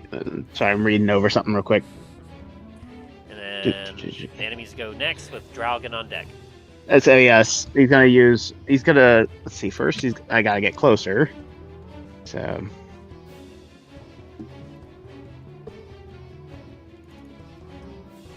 For me to jump from here to there, it would be athletics check, right? From where you are right now, there's some... From here to there. So, yeah, that'd be, well... That would essentially just use up more of your movement, because it is pretty much flat, even ground. It just kind of dips down a little bit into the murk. So you're able to basically just use, double your movement to kind of jump over. So that'd be 10 then, alright. Here, and gonna use, see. Then he's going to use... Searing Smite while swinging his hammer. So you use your bonus action to cast Searing Smite? Yeah. Alright. So it's just going to be at first level, so let's see. Attack with my Star Striker. Does a 30 hit?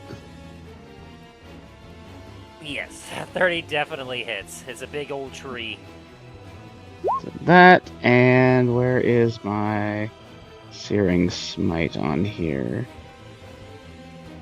Oh, apparently my Searing Smite is not on my combat list. So let me type that in. It's 1d6 fire. As you take your warhammer, you swing it and 3. crunch! You take out a huge part of its trunk.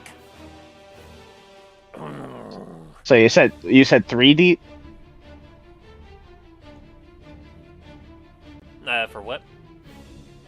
So I'm just using my Searing Smite at level 1, so it'll be 1d6, right? Yeah. That's 2. So I believe so. Let me double check. Searing Smite.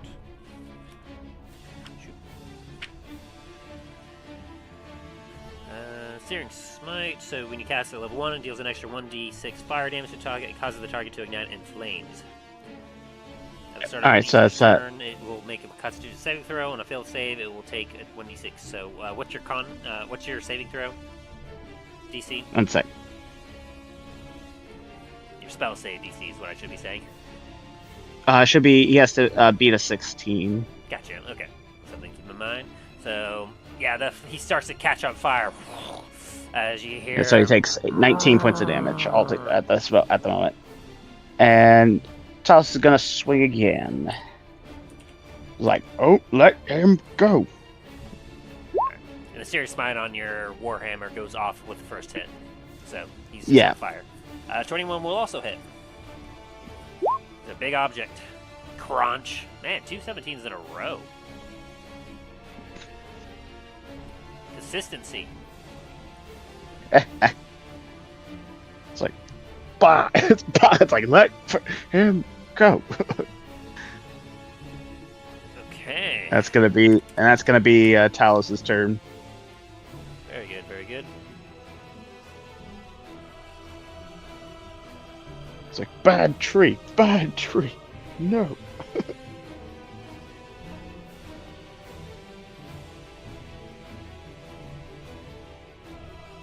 Alrighty, so now we are at Tree's turn. It kind of shakes a little bit as you watch as it begins to rise up out of the swamp itself. You hear the crunching of like dry plant just cracking off it as it kind of raises itself up from the swamp as it looks down at you, Talos, after you hit it, and it's going to swing at you with a branch. Does a 29 hit?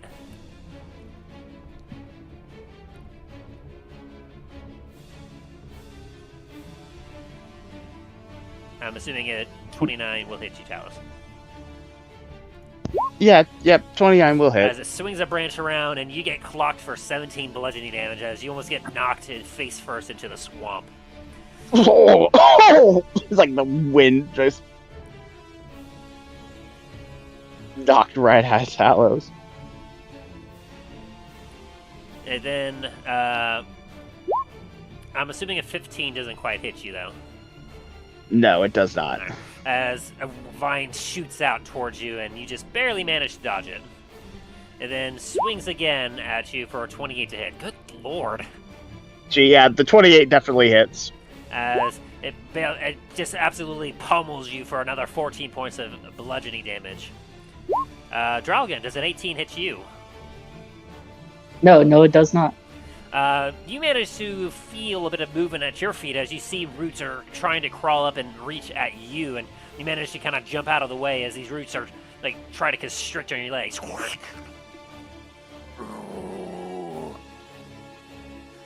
And its kind of cry goes out as you hear some more stirring in the trees around you.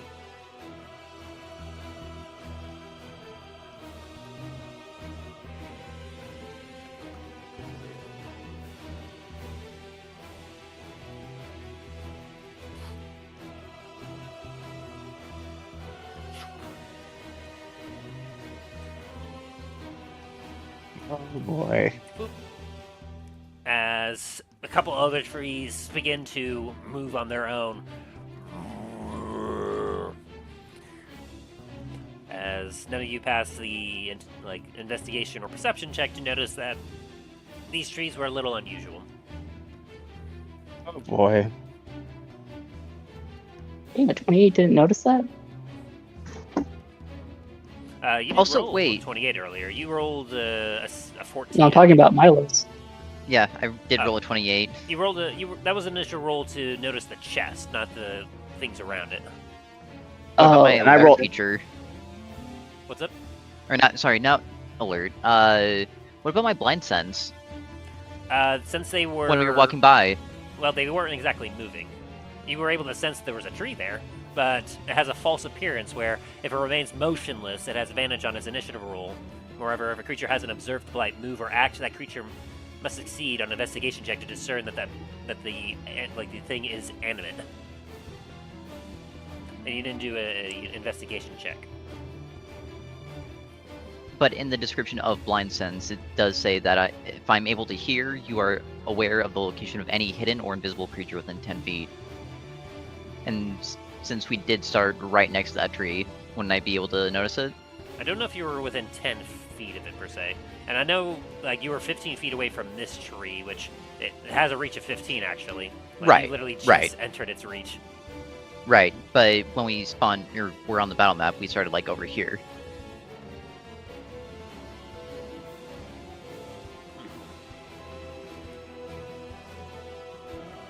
Well, as for that, I don't remember exactly where you were. I don't remember if you were, one of you was definitely within 10 feet of it, but I don't know if you were on the outside edge or not.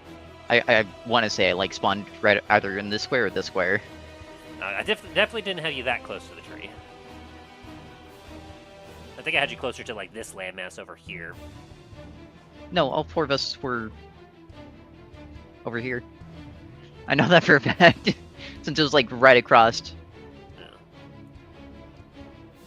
Well, I can say that maybe then, like, your blind sense may have pinged off that there was something over there, but when you looked, you probably would have saw a tree, and, well, I'm not sure if Milo would have assumed, like, the tree itself was going to come to life. Maybe he might have sensed a squirrel or something, or hard to say. In any case, as we're kind of well past that, I'm afraid. But in any case, that one didn't get any, like, surprise attacks off of you. And these two didn't become activated until after this one began to, like, start doing stuff. Anyway, big angry tree runs up, like, moves over to you, Dain, and it is going to attack you. Oh dear. Boom, boom. Ow, ow. I'm assuming a 30 will hit you. Will a 26 as well? 26 and 30 will hit me. I'm only wearing my mithril breastplate right now. Okay. So, the first attack hits you. You get dealt 12 bludgeoning and 15 necrotic. And I need you to give me a Constitution saving throw. Alrighty. Give me a second. As this I'm particular just tree, as it's putting, moving towards you, like, and it's swinging down at you, it's got some nasty black rot on it. Like, it looks like, I will say, I'll give it to you for free. Like, you get the scent of undead from this thing. Alright. Un momento, por favor. And it was a Constitution saving throw? Yes. Okay, you make the save, so, like, this necrotic energy that is getting hit, like, this feels like a tree falling on you, literally, but you don't suffer any of the negative effects from it. At least for the first attack. Give me another one, as you will take an additional 19 plus 13 damage. Alrighty. Ooh. That time, you will lose 13 to your maximum hit points as the necrotic damage enters into your body, and you feel yourself, your life itself, getting sapped away by this tree.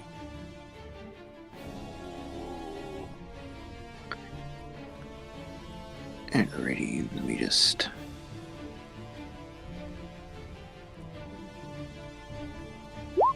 Drallgon, does a 20 hit you? No, it does not.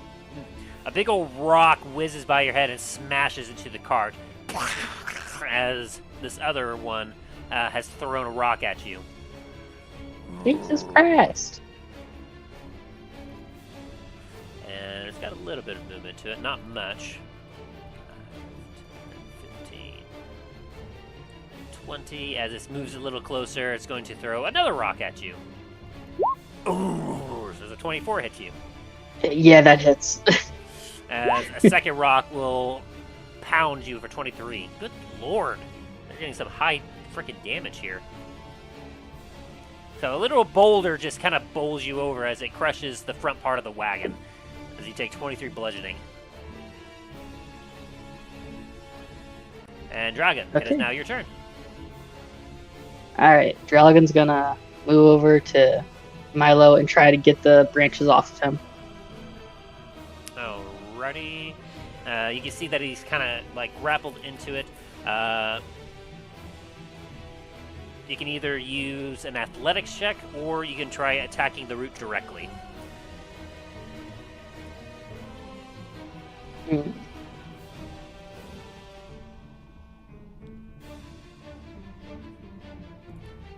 Athletics, how's my athletics? Yeah, this will be a better chance. Alright, a 24 will indeed hit it. Go ahead and roll damage. Gotcha. As Milo, you just see, like, Drallgon come at you with an axe. I was gonna look at Drallgon and be like, and have a fucking Master Oogway moment. My time has come. At 14, that is enough to sever the vines from him as you feel the axe go down, and it's a clean shring as the roots then crumple off your body. And right after that, Drallgon's gonna fly 20 feet into the air, Off the ground. just straight up. Yeah, just straight up. All right. That boy's flying. It's got wings. All right. Anything more from you, It can Drallgon? fly. Well, I can use bonus action to do a range attack, can't I? If you have a light weapon, yes. Or, like, obviously you could probably do it with your gun axe. Yeah. Okay. Yeah. Gun axe. Yeah, 13's not going to really hit anything. As you kind of swing around as I you was start to aiming fly. at that guy too.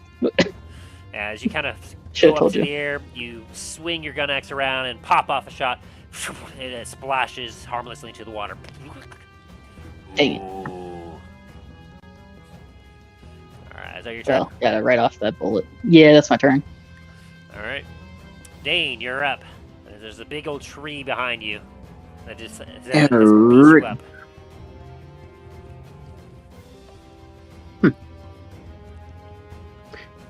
Well, I'm going to use my bonus action to...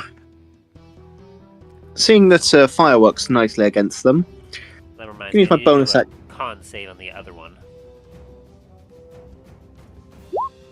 Oh, they got 11, so the tree was still on fire. Roll me another 1d6, Talos.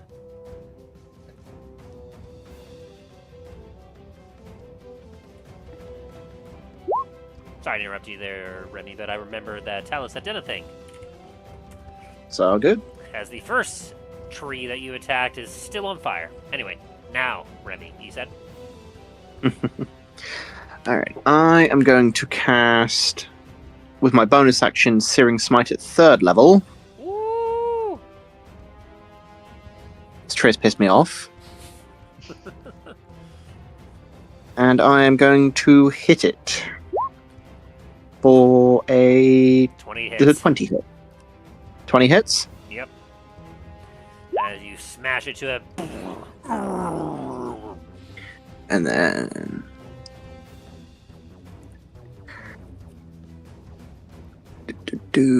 Three.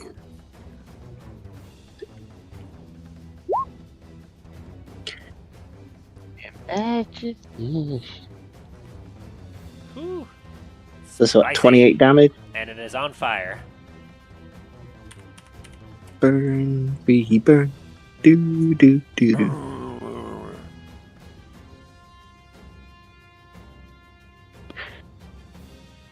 And to no one's surprise, Ooh, a 15 will miss, Ooh. actually, as you begin to swing again. It didn't like being caught on fire as one of its branches deflects your blow.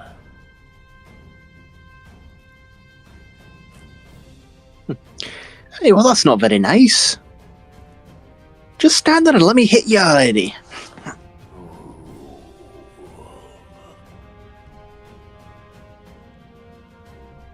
Yeah, it's gonna be my turn. Alrighty. As Milo, you're up. Very well.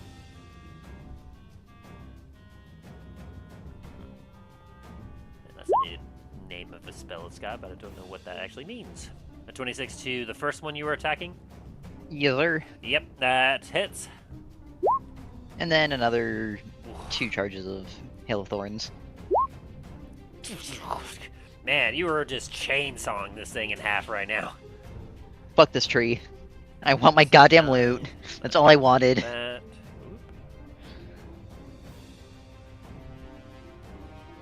The loot goblin is angry. Ooh, it is not looking good as, like, the thorns are just tearing this thing apart, and it's on fire. It is looking weak.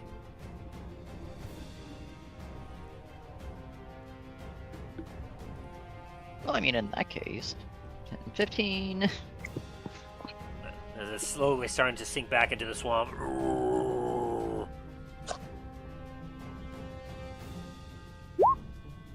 Does a 22 also hit it? Ooh, yeah, that does. Ooh. Oh, it is on its last limbs as you strike God damn at it it. again, and it's starting to quiver and shake a bit. No, that's Milo's turn. Wait, where did it go? What happened to my tree's initiative order? You never put it on. I should have automatically. Oh, hang on a second. Let me go back to when I rolled it. It was 11 for the tree's initiative. Yeah, it was above Drallgon. That's what I thought. Yeah, 11.8. Okay.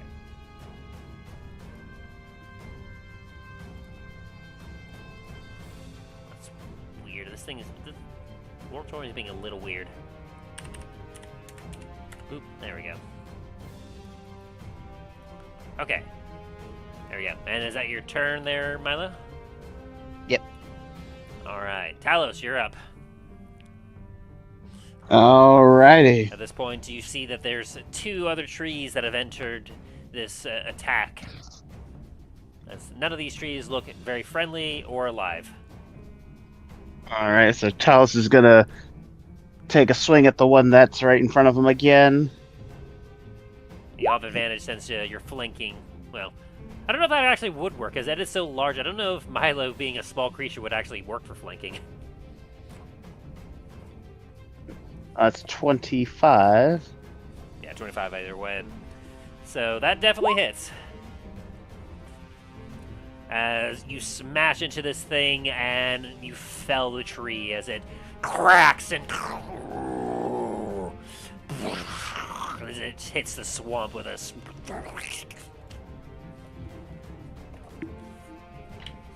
I look over at Milo, give him a nod, and start heading over to help out Dain.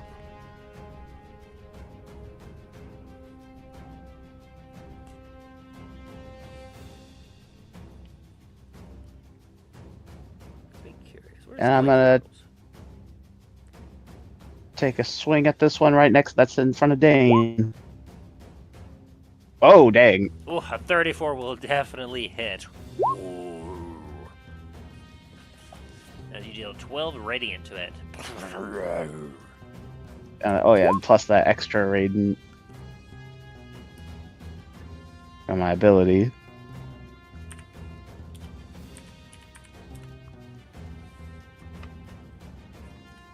So it's 18 total for that hit. Very nice, very nice. As it definitely did not like that. That's gonna be Talos' turn. Alright, we go back to the enemy's turn. And let's see, it needs to make some constitution save for being on fire. I believe an 18 is well beyond your saving, your DC. Remy?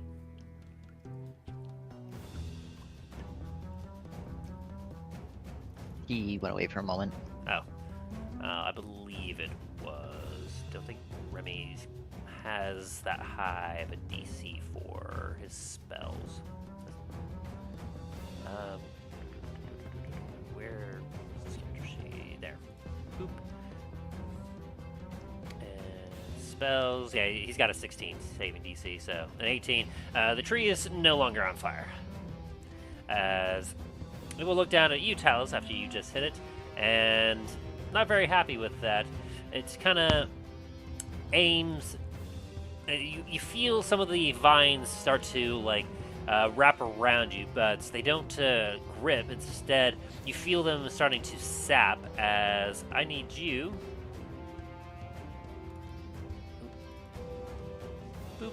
to give me a Constitution saving throw.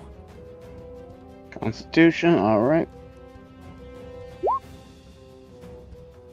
18. Ooh, you just made it. So let me double check. Necromantic energy begins to wash over you. You feel it starting to drain the moisture and vitality from you. And Like flex. It's like Talos just flexes like. you manage to flex away some of the damage, as you will take 17 necrotic as you take half damage from this.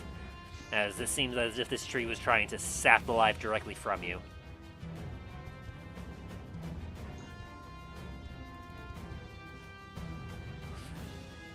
Meanwhile, the undead treant here takes a few steps forward and looks up at you, Drallgon, as it grabs some trunk, tree, or something, and it's going to lob it up at you. With a Oh, 29 no. hits you. Yeah, that hits. Oh god. Reaction. Oh. Silvery barbs. Ooh, okay, so it makes this attack with disadvantage. Yep. Alright, so that's a 20 to hit you then, Drallgon? It does not hit. Ooh, you're very lucky, as thanks to Milo's quick action, you avoid 30 points of bludgeoning damage as this thing begins to swing up at you. You're like, oh, no. And then Milo just absolutely just, like, you just say something insulting. Oi, dickhead! And its throw is just off enough where you feel the force of this, like, log just blow past you. As the thing just looks over at you, Milo, and then proceeds to pick up another object and throws it at you for a 28. Well, I kind of fucked this up for myself, didn't I? Yeah, that hits. Can I I'm not do gonna anything? dodge that shit. Oh wait, no, I already used my reaction. Fuck! So you're just like, hey! And it's like, use this other, like, tendril to, like, throw a log at you that crushes you for 26 bludgeoning damage. Yeah, shit. Sorry, Aaron, I can't help you. No, you're I good. don't have a reaction. As Drallgon, you're up. Okay. As Milo picks himself up out of the mud. Let's see. Spells. Do I want to really just knock this guy out off of his fucking ass? It's a big guy. It's a big tree. Big undead tree.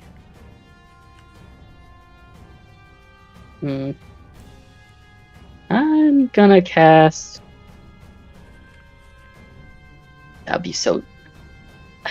Why is Fireball always the one that I look at and like, oh, it looks so nice? Like, I really want to use that. Okay, I'm gonna use Firebolt on it. Firebolt or fireball? Firebolt. Bolt. All right, go ahead. No, I'm not an asshole.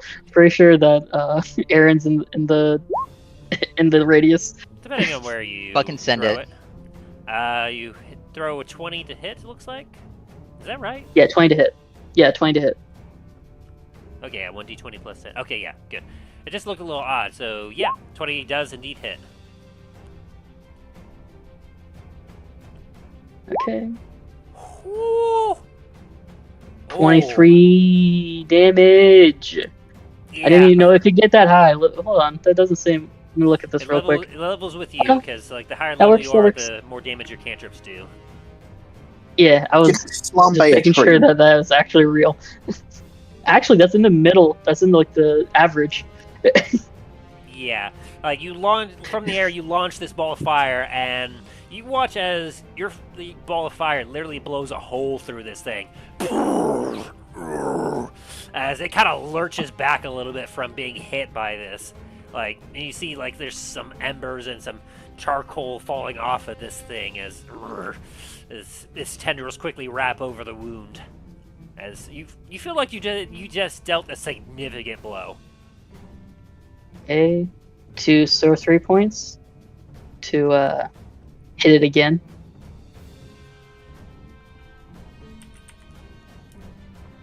Ooh, natural 20. Oh my god. Roll it. Well, I think it might be dead. Oh boy, hang on. Okay. Okay, I need to calculate this a bit. 38. Minus that. Whoo! As you kind of float just above it, you like take both your hands over your head as you get a large firebolt. As you just throw it directly down on its head, as like a small like plume of smoke just and fire just erupts from it as you rock this thing's world. He's just batting. He bats the fucking firebolt with his fire axe. As you literally take out half this thing's life with that one attack. Damn, Drallgon, did you at least take it to dinner first? All right. Do I want to keep hitting this thing? It is Nah, not happy I'm with you. done. That's the end of my turn. I'll live. All right, Remy, you're up. The tree that you were attacking is no longer on fire. It succeeded its con saving throw. Ah. Well, I guess I'm going to have to restart the fire. We didn't start the fire. Nope, stop. It was always God damn it. We set the trees on fire. 20 will hit. As I assume you used your bonus action to cast, Searing Smite again? I thought it was still active, wasn't it? Or did No. I get hit during the interim? Searing Smite works for one hit. After that, the thing is on fire, and basically, you use the spell to hit it once, and then transfer the magic onto them and catch them on fire. Ah, fair. Yes, in that case, I would have. My apologies, I forgot that. In that case, yes, I would have used my bonus action to recast it at 3rd level. I figured as such. Oh boy, 3rd level. So yeah, go ahead and roll that fire damage as, you deal a good chunk with your weapon.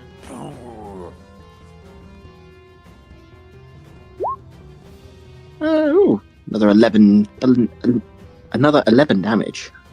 I'm surprised that this thing doesn't have any, resistances. These things didn't have any resistance to anything. It just had vulnerability and immunities. And you're not really doing anything to affect its immunities yet. I'm guessing immunities would be like lightning. No, it doesn't have an immunity to lightning. I mean, as far as you know.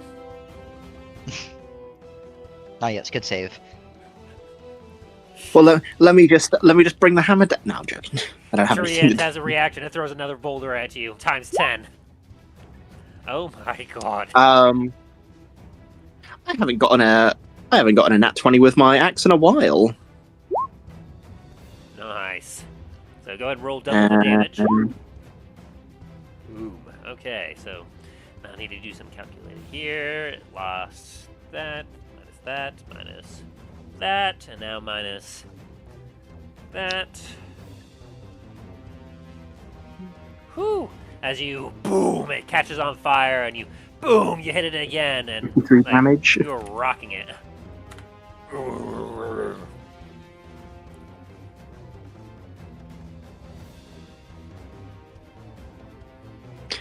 Now, if you just be a good tree and kind of leave like the other one did.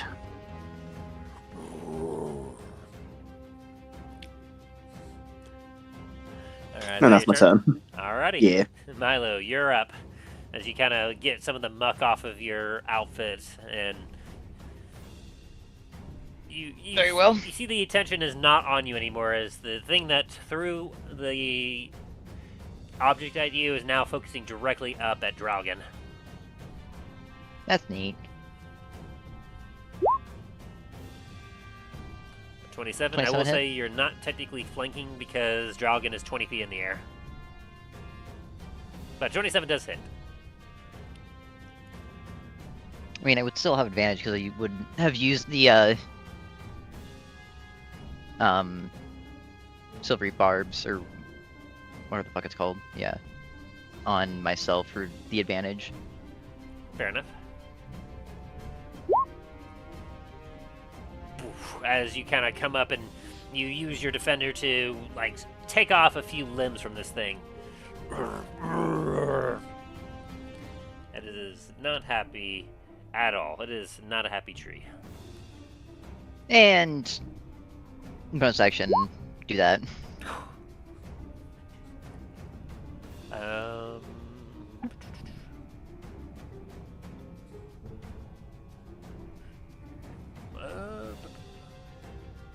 Wait, it only has dark vision? Oh, you all took out the one that actually had all the cool stuff on it. Good. The first one had Well, it kind of like a blind boss sense. tree, though. Like, these other two are just undead. They got nothing. The first one actually had blind sight. Not anymore, you don't. Nah, it's dead. It has dead sight instead. Anyway, I guess perception check on it.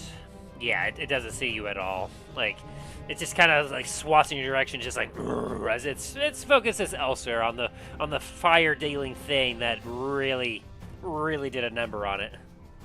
Fair. It's currently flying around like an annoying mosquito. Alrighty, Talos, you're up.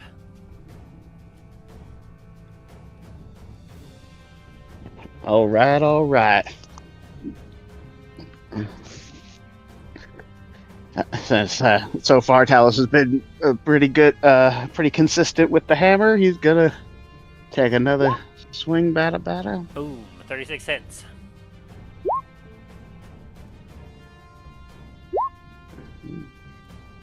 Solid hit. As you swing around, you take off another chunk of like dead limbs and roots. Good lord, what is it with these criticals, guys?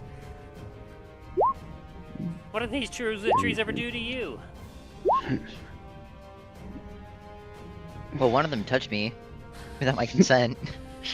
It was trying to feed off of you. It needs nutrients to live. So do I, but you don't see me going around murdering 19. people for nutrients. Oof. Yeah, that hurt it pretty good. As, like, you can see that, like, but at this point, both of these undead trees are now, like, quivering and shaking as they're starting to look pretty weak. Yeah, he's just like slamming with each swing. He's just bam. Yeah, you feel you feel a little extra like venom towards these Talos because these things you could definitely feel the necrotic undead energy from them. Yeah, so Talos is just whacking away. He's like teeth gritted. Is that your turn? Yeah, it's gonna be his turn. Alrighty, Constitution save. That's 24. I don't believe that it will maintain it being on fire because of that.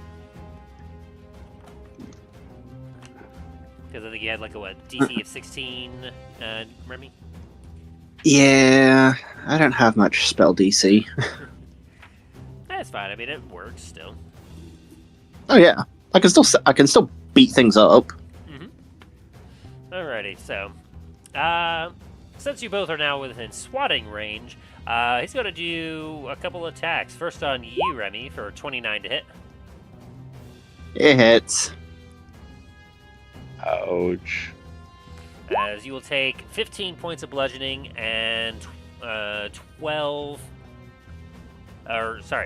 points of bludgeoning and 14 necrotic. Ignore the other two things because that's it. They got a critical.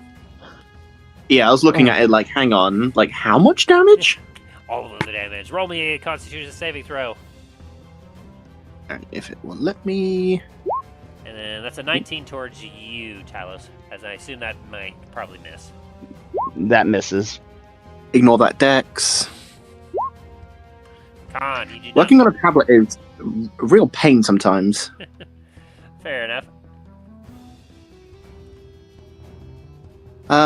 That other attack was towards Talos, right? Yeah. 19. Does a 17 hit it in retaliation? A 17 just hits it.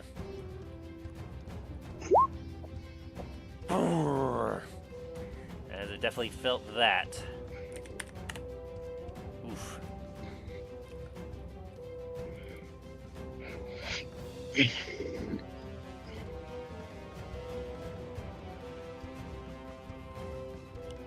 There we go.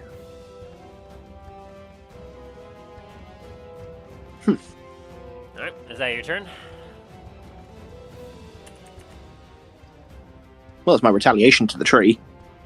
Oh, I guess that's fair. Sorry, forgot myself for a second there. That's it. It's the end of the tree's turn. Yes. The other one, it kind of stomps on the ground a little bit, and its roots stretch out over to the original tree where it begins to rise up and move. You see someone fucking at me? But it seems less so than before. Like, it doesn't look nearly as malevolent as it does just kind of, like, dead.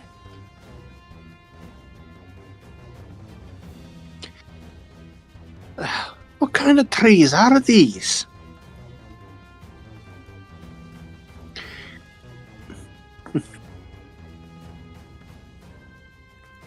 Drallgon, I'm sorry to say, but once we're out of here, we might be burning down the swamp. Alrighty, and so with that, does it use its action for that? That's the end of the enemy's turn. Drallgon, you're up. Out of my swamp!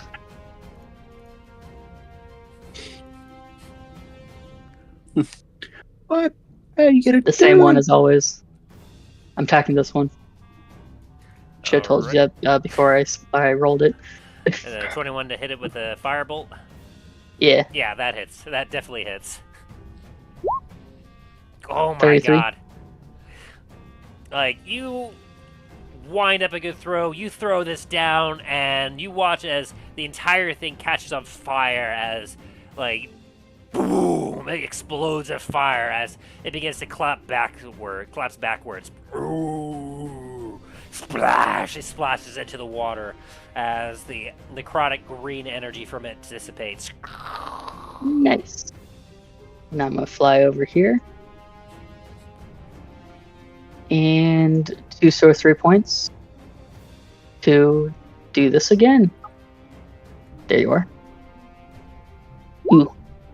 14 doesn't hit, I assume. It swishes by and it fizzles out into the swamp. Actually, Action. give me a higher or lower. Higher.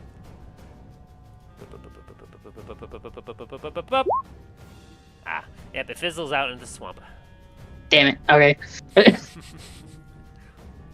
Action surge, and I'm gonna swing at the far guy again. Next to Talos. A 20 hits. A 27 definitely hits.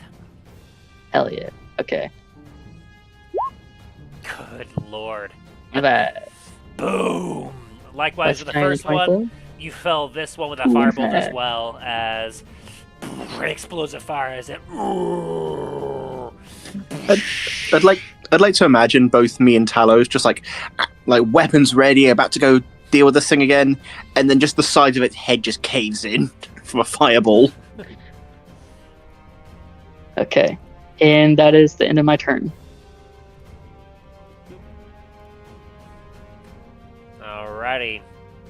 So, Remy, it is Dain's turn as the tree before you is down, but you can see there's another dead tree that has popped up where the first one you fell is now standing again. But this one is looking very much damaged, broken, and not nearly as impressive as the other two, or how it originally was.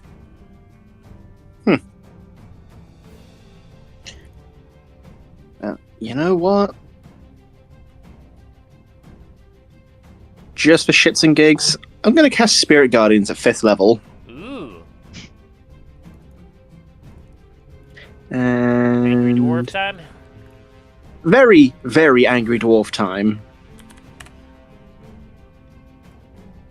And they haven't forgotten the siege, so they're all in like full heavy armor. Alright, laddies, let's mess it up!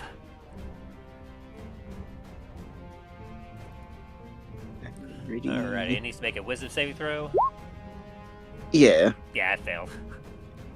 You got that one dwarf with 2 reinforced tankards that he's using as weapons.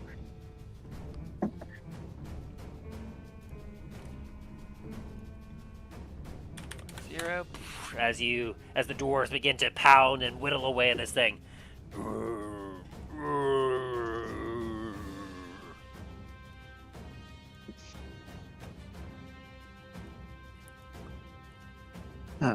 And yeah, that'll be the end of my turn. Alright, Milo, you're up and completely hidden. Not a thing can see you. You are unseen, unknowing, a shadow in the swamp. Yoink. Yeah, it doesn't see you at all. See what? Yeah, exactly. It must have been the wind. 26 very much hits. Woo! Ouch. As you dig this thing into the already crippled body of this undead treant. And you just make it angry. 16. Just hits. Cool. It has a little less AC now in this form. I assume so, but you never know. Whew. Alright, it is definitely hurting as you've brought it down a heavy peg. And that will be my turn. Alrighty. Talos, you're up. Alright, so 5, 10. Random news reporter pops out of the muck. This just in, Comet's company against trees and nature. They hate the environment. 23 definitely hits. Nah, see, why am I out here? How did I get out here? I was in Portland, Montagne 10 minutes ago. Now I'm in this godforsaken swamp. Ooh. Dealing 19 damage to it. It quivers as it's struggling to remain on its roots. Alright, and Tal's gonna make another swing aiming for its legs. 21 hits. Come on. Ooh. Good lord. As you definitely bring it down to, if it had one, a knee, but it just has a root. So you bring it down to a root. Yeah, it's like aiming down for the roots. And, that's gonna be Talos' turn. Alrighty. It proceeds to swing some of its branches at you for 29 and a 21 to hit you, Talos. The 29 definitely hits, the 21 does not. As you get dealt 17 points of bludgeoning as its branches basically just slap across you. Ouch. I was like, mother. And yeah, it needs to make a wisdom save for that. Boop. Ooh, it actually made it, so it takes half damage, or let's see. That was 24. Yeah, half so damage. it takes 12. As the dwarves continue to pound on it, they try to block the blow for you, Talos, but the branches just kind of phase through them as, like, you get slapped by the branches. This thing is looking like it's very much about to timber. Drallgon, You you're just up. see the one. Oop. Sorry, you were saying? I was gonna say you just see the one dwarf with the double tankards jump in front of you, and the the root just goes right through it, still hitting you. Drallgon, you're up. Okay. 2 for 2. Are you going to go 3 for 3? Let's see. This just in. Drallgon's a kill stealer!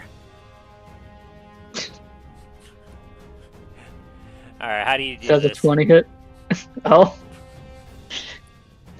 This thing got a 7. Unless you, like somehow rolled, like, all ones, like, this thing would still die, because your fire damage literally deals double damage. Double Uber, double Because it's Uber. vulnerable to fire, so vulnerability means double damage. So you just dealt 32 points of fire damage to it.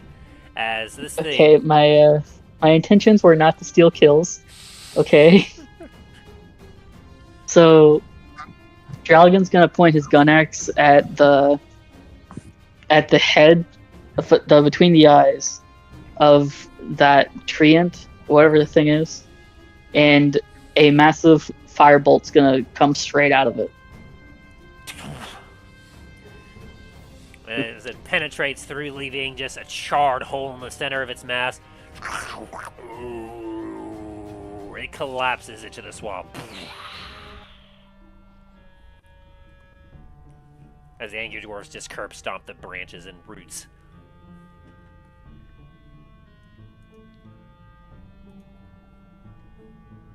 So we're out of combat. Yes.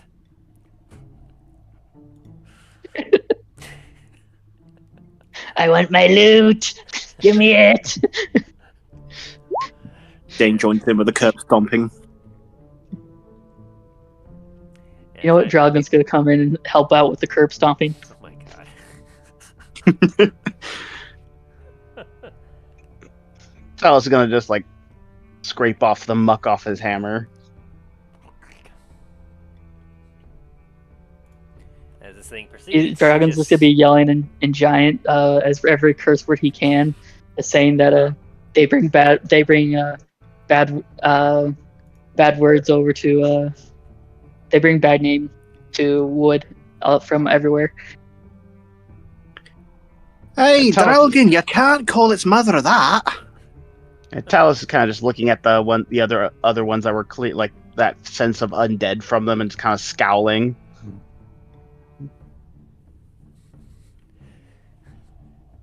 Alrighty, carrying over from your earlier roll, Milo. Well, I guess you just rolled a new one too. 18, that still works. As you open up the chest, you can see that there's some bit murky mud water that has kind of gotten in there, where you saw that there was some article of clothing that are now somewhat slightly disintegrated and definitely very, very muddy.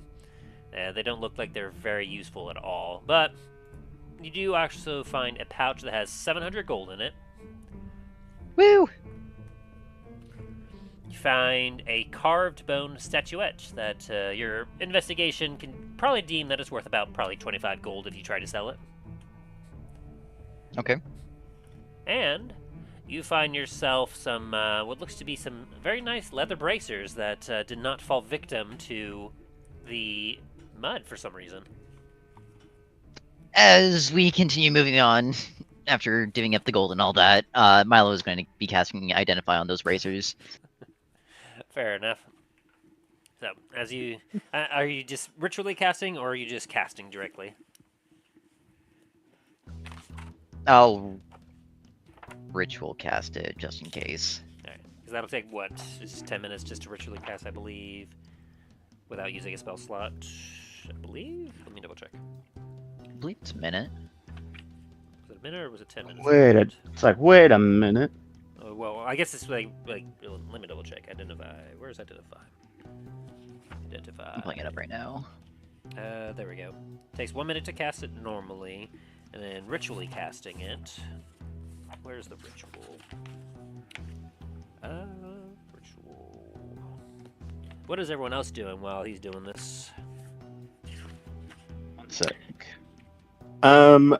After curb stomping the twice dead tree, Dain's going to be picking off some, some decent, at least decently dry sections to use in a campfire later. Fair Nope, enough. nope, you are correct. It is 10 minutes. Okay, that's what I thought. I remember. In that case, Milo will just be casting it normally. Okay. That is... Drallgon's going to be whittling away, trying to finish up his the toy dagger for Murphs.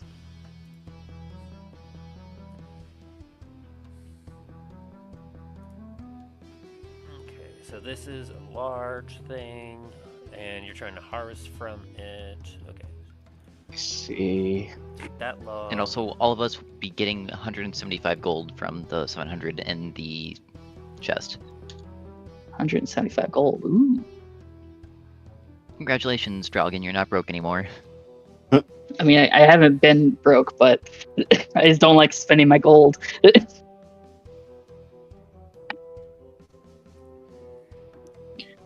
I appreciate it, Milo. Alright, roll Thank me a nature check, Remy.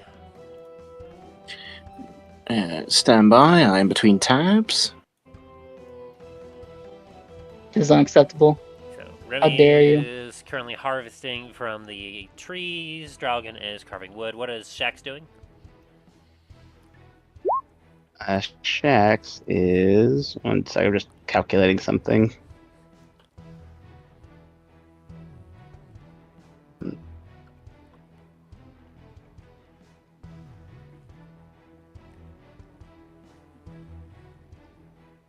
Shax is gonna... That's like that kind of hurt, and so Talos is gonna slowly set his hand on his chest and use 50 points of lay on hands. Fair enough.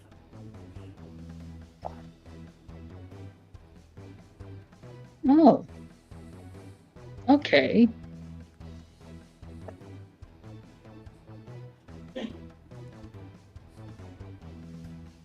Hmm. All right. Would you want me to do woodcarver's tools? A wood carving check? Yeah.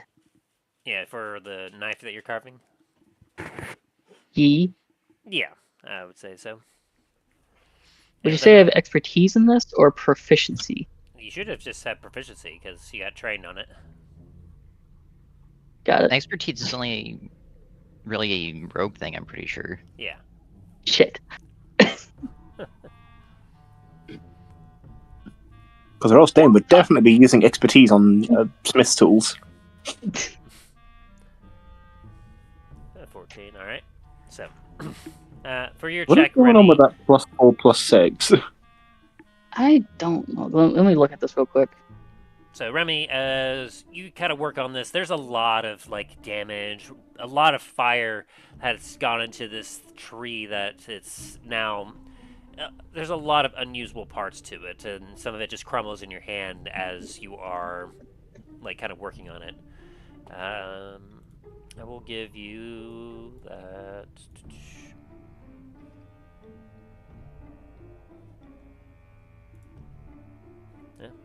So it's actually it's my ability score and my proficiency. It's both of those, plus the ability score and then plus the proficiency. That's Okay. why, yeah. You're able to grab about 11 branches from its body that are usable, Remy. Okay. Which are indeed dry. You feel like if you were to use it to try to like do anything fire-based with it, that they would definitely be very like sufficient for it. Good to know. Drallgon Good hand to know. starts glowing.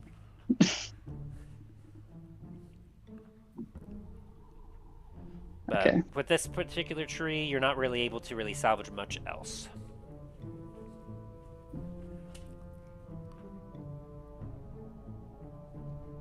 Fair enough. Were you wanting to try and like do any harvesting with the other couple trees that attacked you? Yeah, why not? I'll just roll nature twice Yeah. again. I assume that maybe Shax is probably helping you like sort through all the stuff. Yeah, pretty much like kind of being that extra bit of.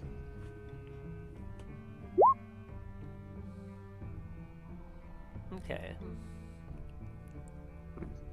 Want me to roll nature as well? Yeah, go for it. Ooh. That's a pretty solid roll there. Remy, from the 2, with his help, you're able to get another 16 branches. Nice. So you said, was it 7 from the first one or 9 from the first one? Sorry. 11 from the first one. 11? Alrighty.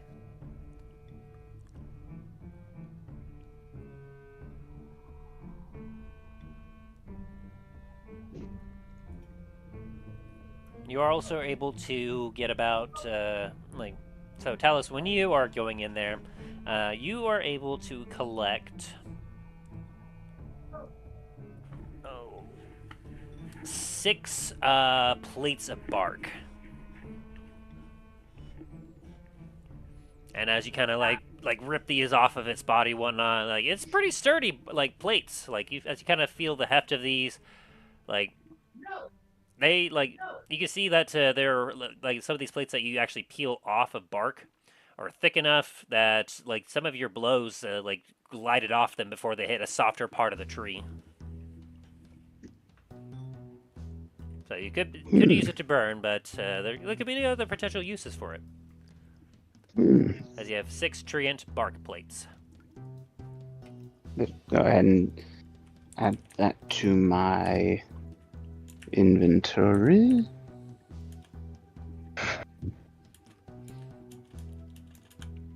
You were also able to find from both of them that you search.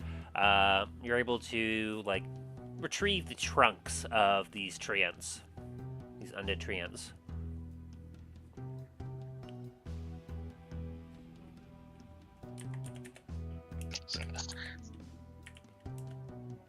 How many? You said 6 of the bark plates? Yeah, 6 bark plates and 2 trunks.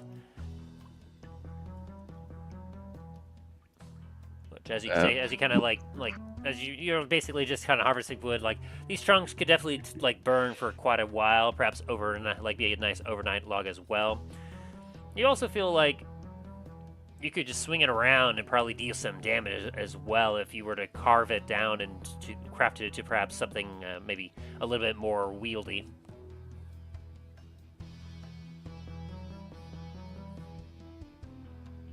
Alright, so treant bark plate and 2 treant trunks.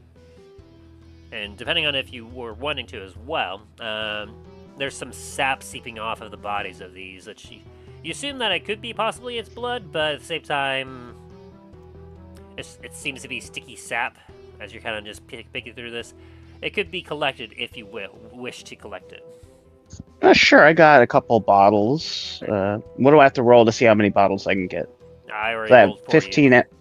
Oh, yeah? Okay. I have. Yeah. You're able to collect So how many? 2 vials of the treant sap. Alright.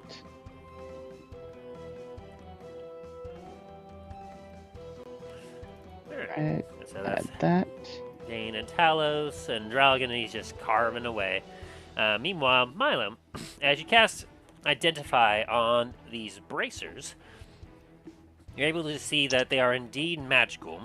They require attunement, but you're able to identify them as bracers of archery. Neat. Essentially, what you understand from that is that while wearing these bracers, you have proficiency with the longbow and shortbow, and you gain a +2 bonus to damage rolls on ranged attacks made with such weapons.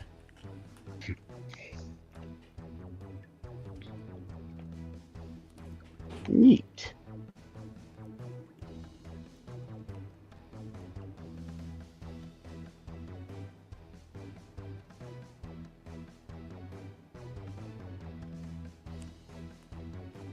So there you are.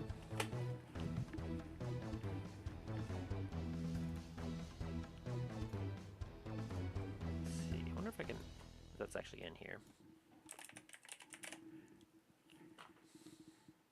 Oh yeah, they have that in here. Here, I'll toss it into your inventory.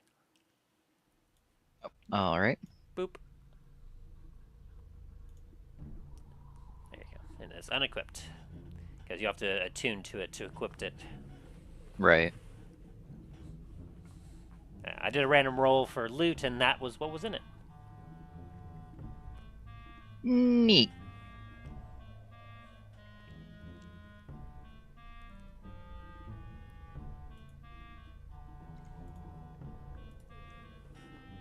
Alrighty. So, and the amount of time it takes to like kind of loot this and could do some carving as like Talos and Dain are collecting all this stuff. A couple hours have gone by. But finally, like, you feel like you've collected all you can from these creatures, and the wagon is pretty much destroyed from the rocks that the thing was throwing and trying to attack Drallgon with, and Milo, you've collected one of the useful materials from the chest that was still salvageable. Anything more you all wish to do?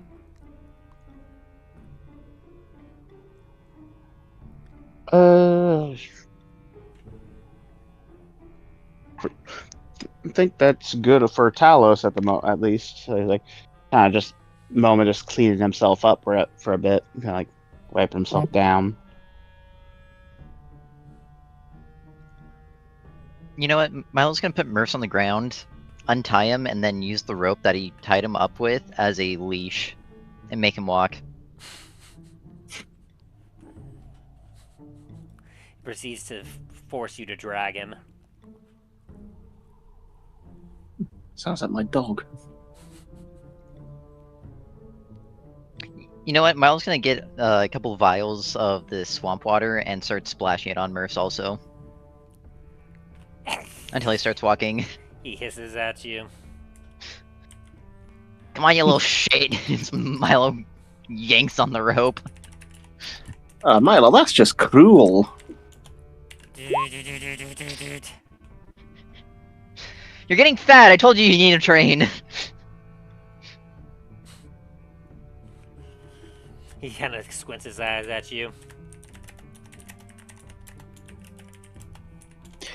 You know, if he eats your, if he decides to go after your toes in your sleep. He then proceeds to kind of like flop onto into a somewhat sitting standing form, and then his humanoid arms and legs pops out. It's still disturbing, but it's fine. You see that they're a little bit more puffy than usual.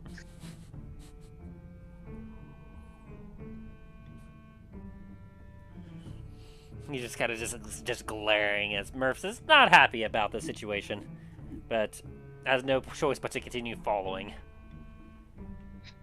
You're getting fat, Merce. This is for your own benefit.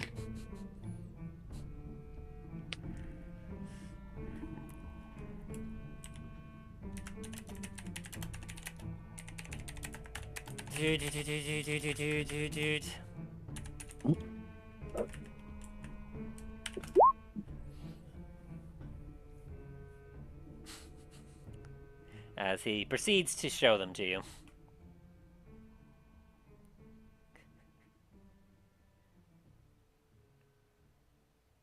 I'm sorry, what? He's found some birds. 2 of them, to be exact. Look, he found a stone.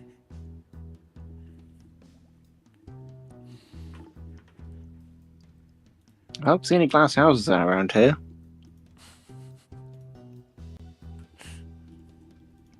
Alrighty. And so, as you all head out with a very reluctant Merce following behind on his, in his weird form, night begins to fall quickly again.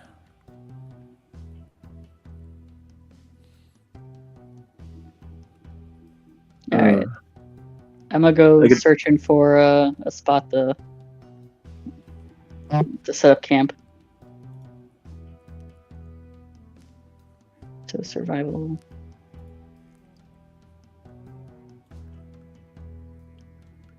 Roll survival. Boop. Oh, Hey, look, I found a rock. Milo's Why? having What's a- with me rolling 14s right now?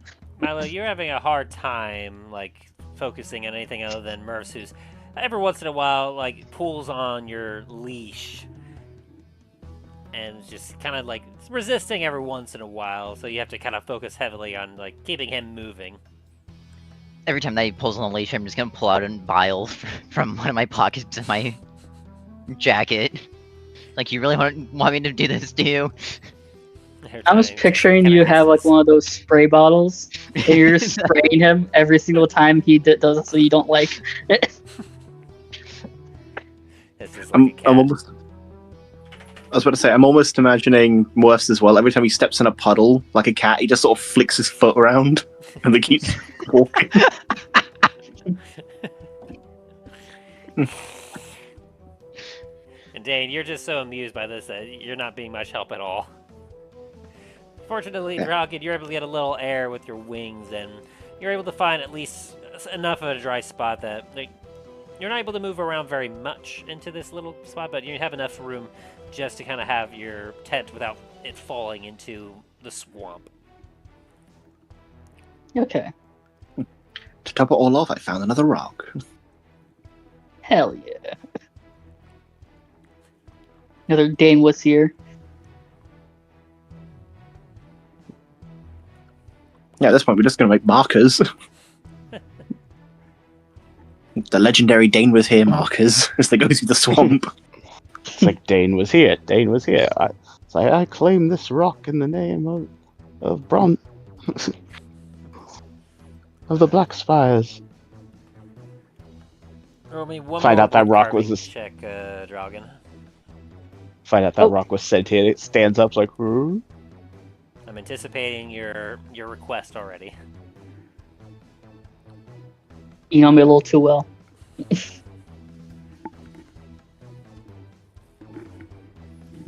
And I assume Okay, you'll start a fire here as proficiency. well. Ooh, 20. Dirty 20. All right, so you will finish your carving with this. What exactly does it look like? Hmm. What do you envision a wooden knife or a mimic named Murphs looks like? I'll let you You ever seen one of those comically? No, because that wouldn't have taken this long.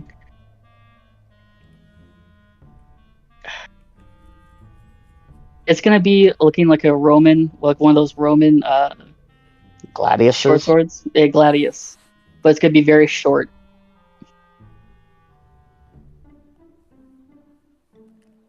It's gonna have like intrinsic etchings like a Murphs just all around the handles. The handle. And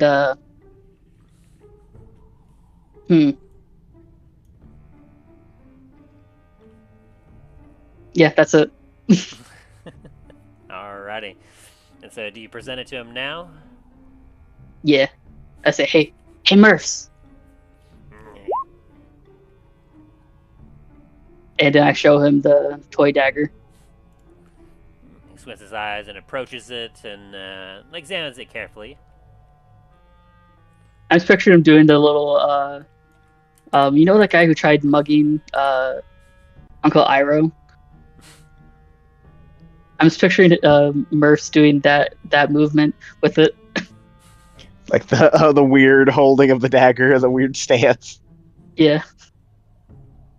Hey, come on now. Mertz has seen me hold a dagger for long enough. He knows better. Kind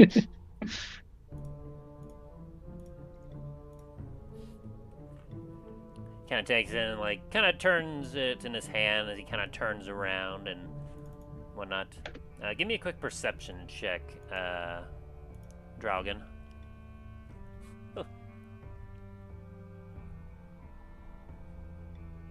Perception, yeah. What was that? Oh no. And that one. Yeah, that was my reaction to that. As he kinda Can I re-roll that? As he kind of turns back around, he brandishes this wooden knife at you, and spits out a.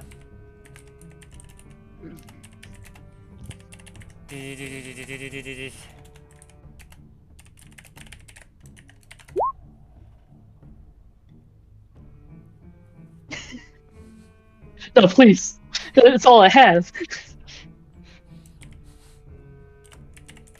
You know what? Milo watching this is gonna join in.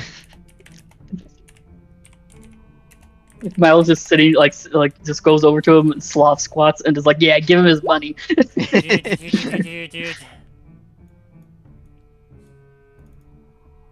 Drallgon's gonna pull out his gun, point it at his chin. Not if I do it first.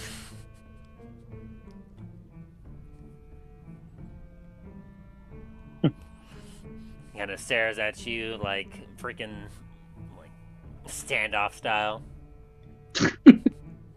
I'll do it. You better back off. I was gonna pull out a dagger and get uncomfortably close to you now. You're gonna hear a click. Well, shit. It's unloaded. He swings at you and misses.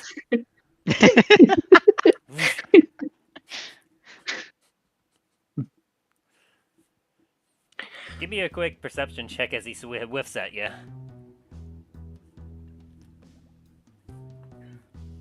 Okay, gotcha. Oh, your reception? Yeah. 12, that'll be enough. Somehow that. You know what? It's gonna be a real shame if someone happened to do silvery barbs on him. You. I guess re-roll that perception then. Oh, that's a lot better. Somehow you do another silvery barbs on me. I will say with that so just the 12, that wooden dagger that he whiffed at you, it flashed in the firelight somehow. What the hell was that? What'd you do with it? He kind of looks at it and then holds the dagger behind his back.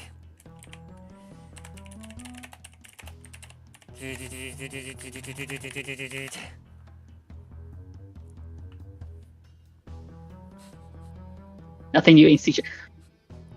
Nah, we talking about this now. Hold on.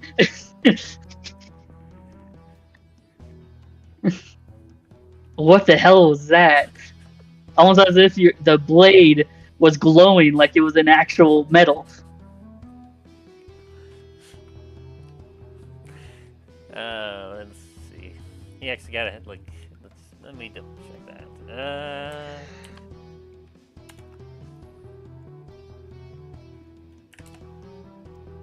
He's trying his best to hold the he would have dagger on his back. advantage. Since I did give him advantage with silvery barbs. Oh, Well, shit. he's a little too small. Picturing he's hiding behind him, but really what's behind him is just his legs. So he's like, yeah, I have a perfect view of the actual dagger. Yeah, you see, he's actually holding a legit dagger, Murphy's holding a legit dagger in his hand. Milo's gonna quickly just reach out and cast invisibility on Murphs. Drallgon immediately when Murph goes invisible is just gonna start flying up like, I ain't getting stabbed today. Not again. Murphs goes and hides.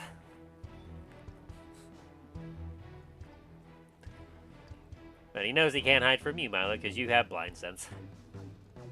Damn right. Because otherwise, he would have hid for quite a while to avoid getting trained.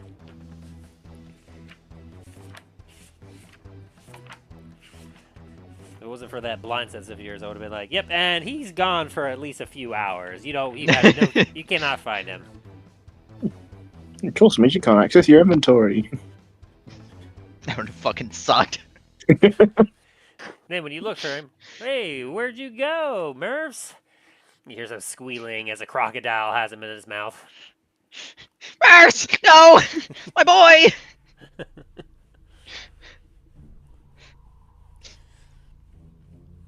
Alrighty, and so by the end of all these shenanigans, you all write off another ration for the day.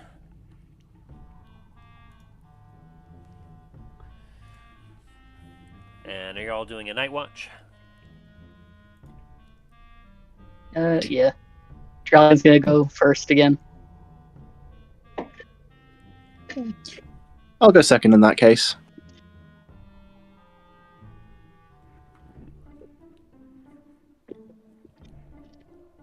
Thunder. Guess I got a storm brewing outside. There's a storm brewing. Dain stands on a rock defying the gods. Smite me! Like, come on, I want to see what the shield does. Alrighty, so I guess Drallgon, go ahead and roll your perception for the first watch. Perception. Yeah. Oh my god, what? I'm rolling awful today. Remy 2.0, is this you? I've got to give away my curse somehow. I'm trying here.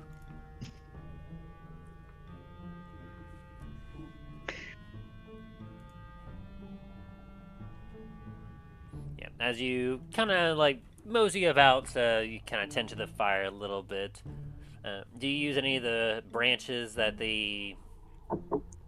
I guess that should be something I asked earlier. Did any of you use the branches from the tree ants that you collected earlier in the fire?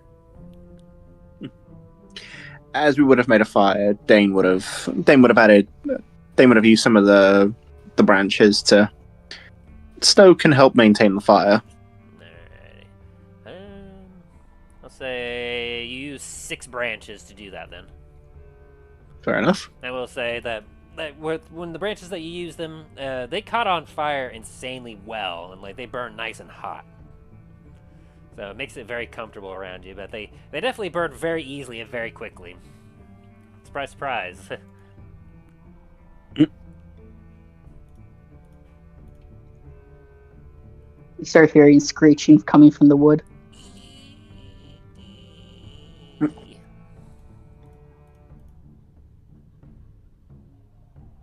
Okay.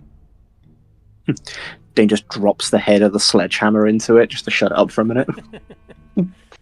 Quiet, stop it. Oh, Dane's playing with all the tools that he has for the last 2 nights.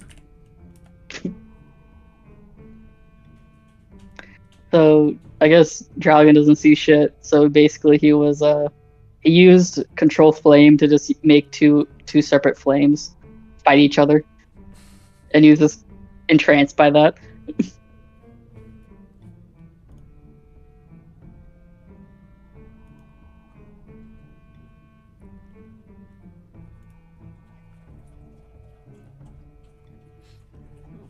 But you don't really notice anything else while you're doing your watch.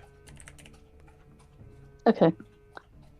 Drallgon is gonna have one, put one of the flames on his finger. He's gonna go over and just poke Dane's nose with that finger.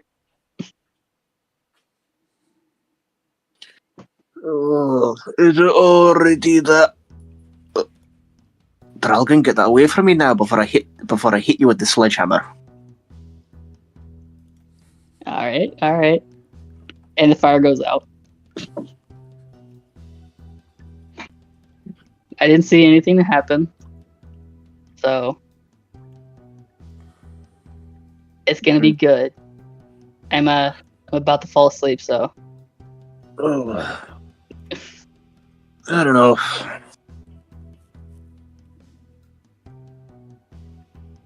I'm gonna stretch and walk outside and find a nice place to chill out.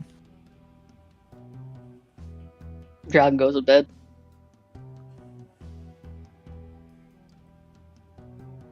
In his own tent or in Dane's? In my own tent. I'm awake enough to do that. At this point, I feel like Drallgon doesn't actually have his own tent. He just sleeps in everyone else's tent, whoever he takes over for. That's fair. I'm guessing same as Drallgon. I don't really see much this night. Nope. You feel like you hear some cracks of branches around you or something, but as you look around, all you hear is just the screeching of the fire as you put in another branch. Yeah. I guess while I'm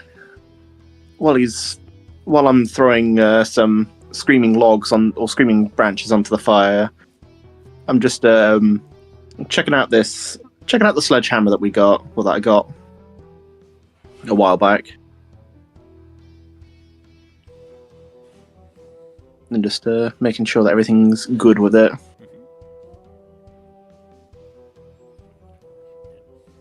The rest of your watch seems to go off without any incident as you kind of hear some owls in the distance.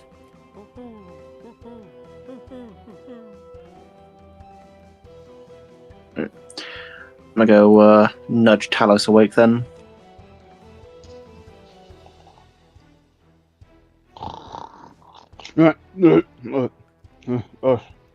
Dain.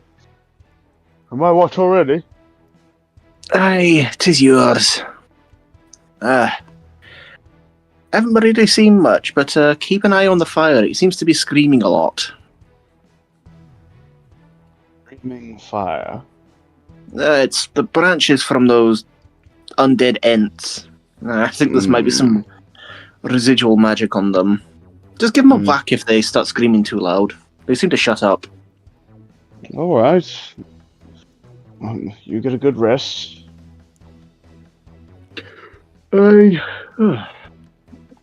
See you in the morning. Talos is gonna do. He does get his drift globe up, set it to to torch level light for so he doesn't wake up the whole group and start up his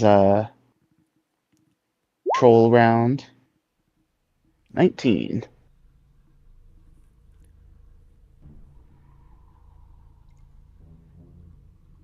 As you're kind of going about doing your normal kind of search about and watch, you can start to see like light starting to return to the swamp as the daytime begins to like make its appearance. As it does, you hear some bit of sloshing of water kind of on the outskirts of camp. Move a little closer and brighten up the globe a little bit brighter to see if I can see anything, if it assists with seeing anything, and where that noise is coming from.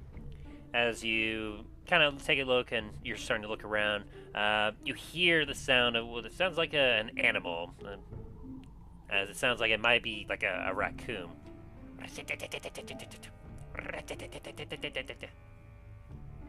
You don't see a raccoon anywhere yet, as you're kind of looking about. Raccoon, maybe? I'm gonna pick up a stone off the ground and kind of chuck it over where I guesstimate the sounds coming from.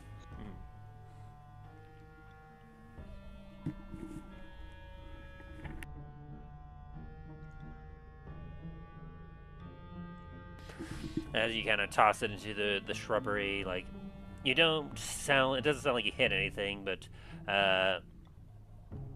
you hear the cry of this thing, like, sound quieter, and then kind of fall silent. Give me an insight. Right. 26, dang.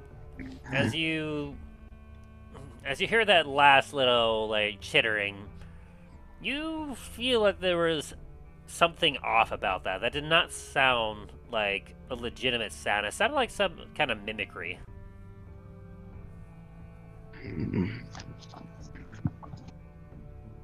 Talos is gonna he's squinted toward where he last heard the sound, kind of heft his hammer onto his shoulder, and kind of glare off into the swamp for a bit more before continuing his patrol. Though because of that, he's gonna be a bit more on his guard now.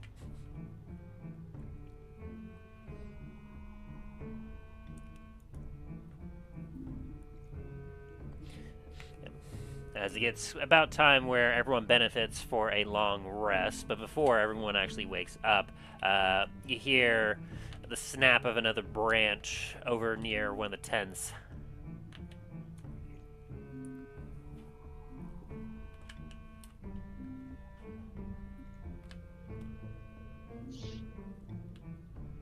Talos is going to immediately have the drift go float a bit higher and go and brighten up enough to light up enough of the camp to be so you can see all of the camp.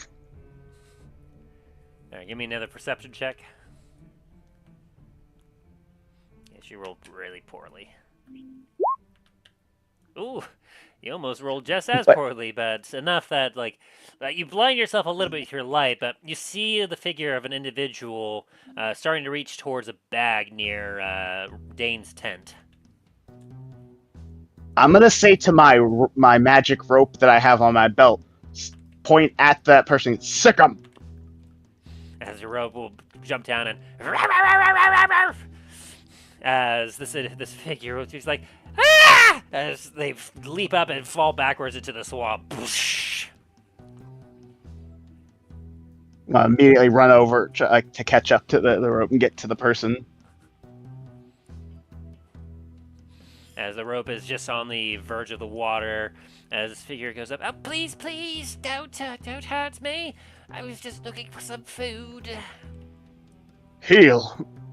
To the rope. It's like, heal, boy. kind of leaps back up onto your head, but is showing some aggression still. As you kind of look, you see the visage of what appears to be a very mud-covered woman that kind of has her hands up, hair absolutely caked in muck.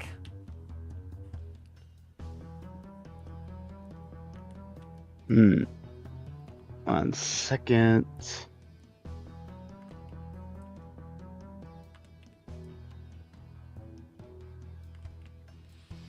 Please don't mind me. I'll just be on my way. 1 sec. Reading.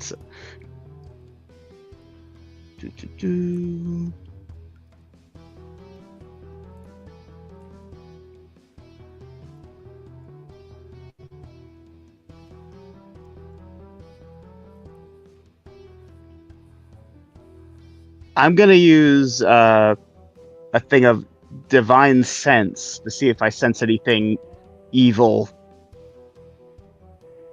from this person as I approach her. Divine sense. Paladin's divine sense. Which the splashing and everything else will definitely stir everyone else up, as like you'll get this first action here, Talus, but everyone else will get stirred by this commotion.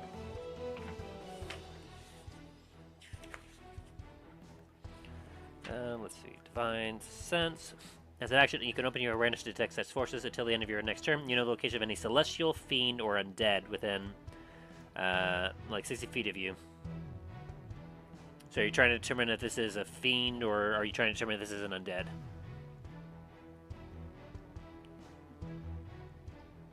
Well, I'm pretty sure I would be able to know if it was truly undead. Yeah. So probably more like of the fiendish side, more like. Oh, actually, wait. What was that? What was it? Wasn't divine sense? Was it? I'm trying to remember the spell. Like it was one where you could sense also Fey.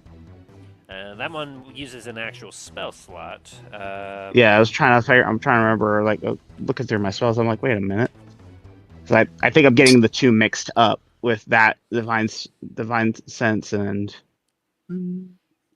That one should be detect good and evil. Yeah, for the duration, you know if there's an aberration, celestial, elemental, fey, fiend, or undead within 30 feet of you. Okay, that was probably it. So you cast detect evil and good then? Yeah, first. Give me a second. Let me make sure. See if I actually have it actually on my slot. Because.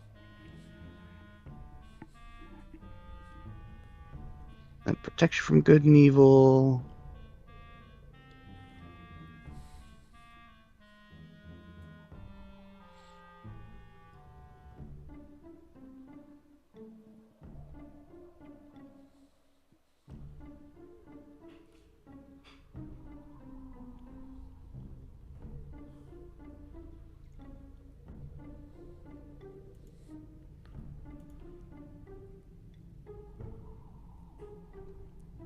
Trying to make sure if I actually had that still equipped first. It is a fair question. Yep. Yep, I still have that one as protection.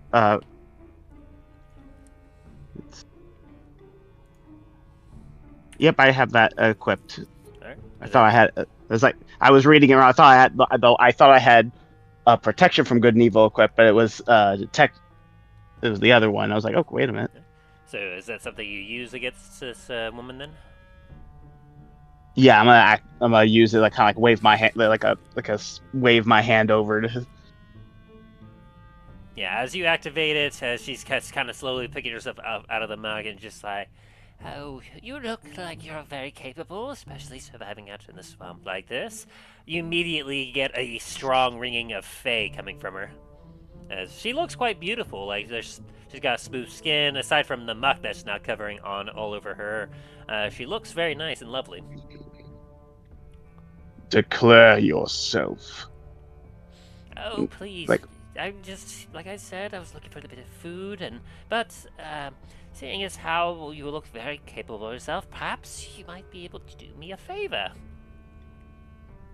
Oh, so it's just like his eyes are very like they are locked on this woman. Like he is very like at the ready at the moment, because especially after his last encounter with something in the random like what seemed to be defenseless in the woods, in the swamps. You see, He's just like kind of scowling, kind of looking at her.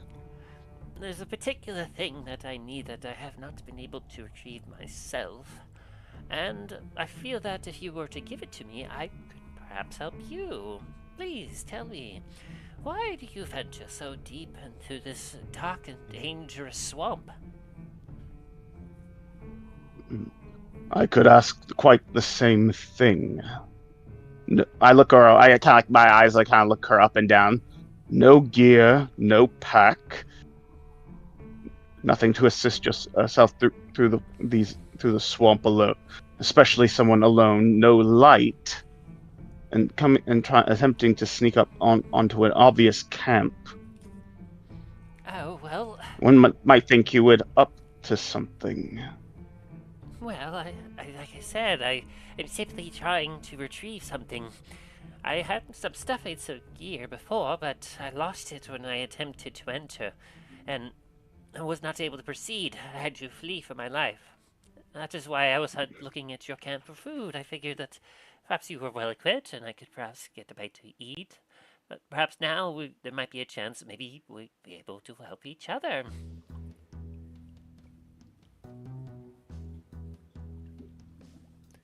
As Dain and Drallgon and Milo, you kind of hear this conversation as you're stirred from your sleep. I keep my eyes on her, but I call to the others, like the rest of the group. Milo, Dain, Drallgon. What, Talos? It's too early in the morning for this shit. We have a visitor.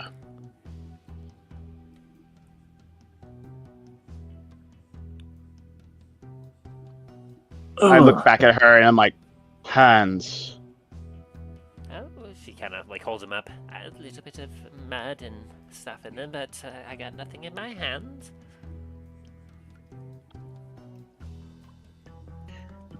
Milo's gonna cast message on Talos and be like, you want her dead? You just want her gone? Like, what are you wanting here?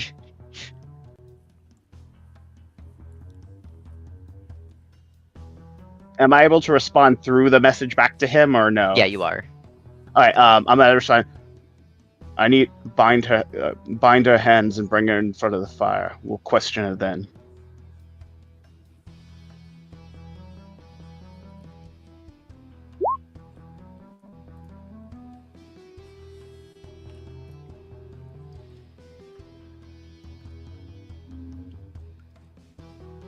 Drallgon's gonna walk out. Just real. What are you gonna say? 34 on stealth. Shouldn't be surprised. It's like you are the shadow. You know what? I'm actually not gonna stealth. I'm going to look at this, I'm assuming person, and cast hold person. Okay.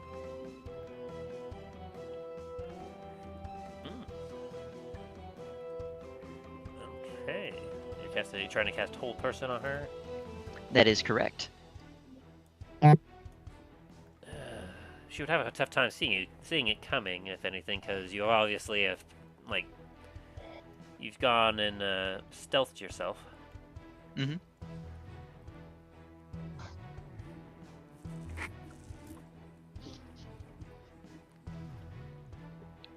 Yeah.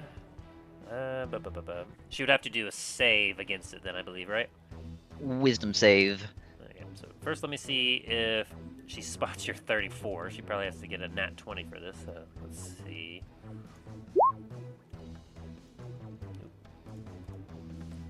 That... I don't like this. Okay, so she definitely doesn't see you, but what does she need to make a save for? Wisdom save. All DC 19. right. She got a 10. Yes. Hang on, just...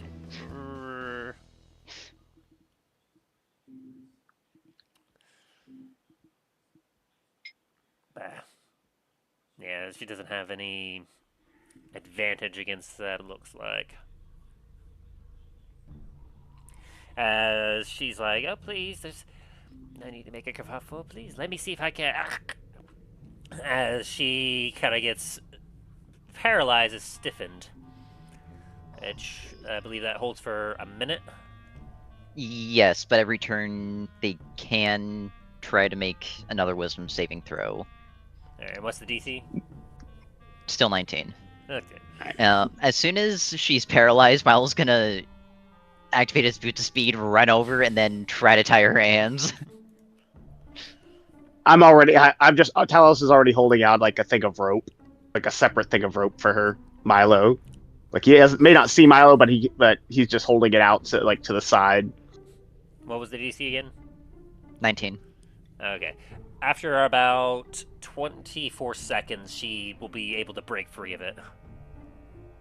Would that be enough time for me to tie her up? Yeah. Okay. That basically gives you 2 turns. And so I imagine with your speed, you're able to quickly, get that. Yeah. Like the freaking, what's the thing with the flash? It's like... As you tie her up, as she kind of ugh! That wasn't very nice. No. Hello, Milo. It's too early for this shit. To be fair, I'm just doing what Talos is telling me to. Alright? I don't want any fucking fingers pointed at me. A bit of an apology, lady, but we have had a bit of trust issues with random people we've met in the swamp. I suppose that's fair.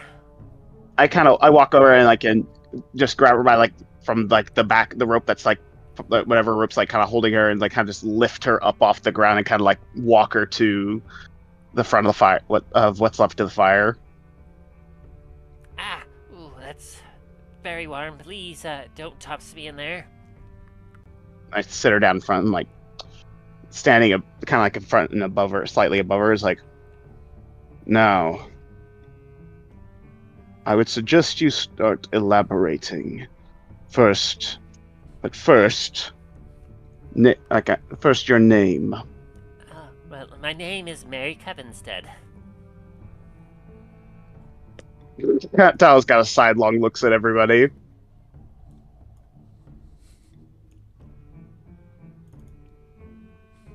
Your business in the swamp? Well, you see, I normally live with my 2 great-granddaughters. At the sound of that, Talos is kind of like part of him, because the fact that he sensed Faye on her, and she said that, he's there's a bit of a twitch, and part of it on him, and his hands kind of bit more of a tighter grip. What might be the name of your granddaughters? Oh, they're of no consequence to you. I mean, they're currently still back at our... Well, I will admit, we're kind of known as the Weird Sisters, but we tend to be... We're a traveling circus troupe. See, I play the part of a diviner, you could say. And From what I can do, do I have to roll a perception check to see, or to determine what she, at least what we can see of her, what race she from what we can perceive currently of her, what race she is? she seems to be human, at least as what you're able to see. No need to make any checks about that. She's got herself some black hair, kind of some tanner skin going on, and her garb looks like a very nice dress, but obviously covered in muck and mud now. Tao's kind of a slight walks a slight circle around her. Traveling circus, Weird Sisters. You see, I came here because, well, business hasn't been the greatest lately, and I wanted to continue to provide for my granddaughters. And well, I was able to divine that there was a magical artifact here in the swamp that I could use to essentially help enhance my performance. Magical artifact, you say? Yes. Using it, I would be able to provide a little bit more for my customers, and, well, you know how it goes. Get more money.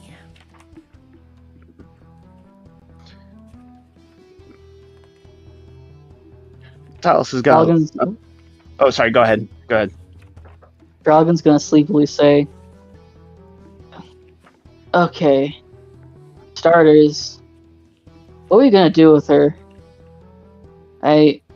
She tried stealing from us, so we can't let her just go."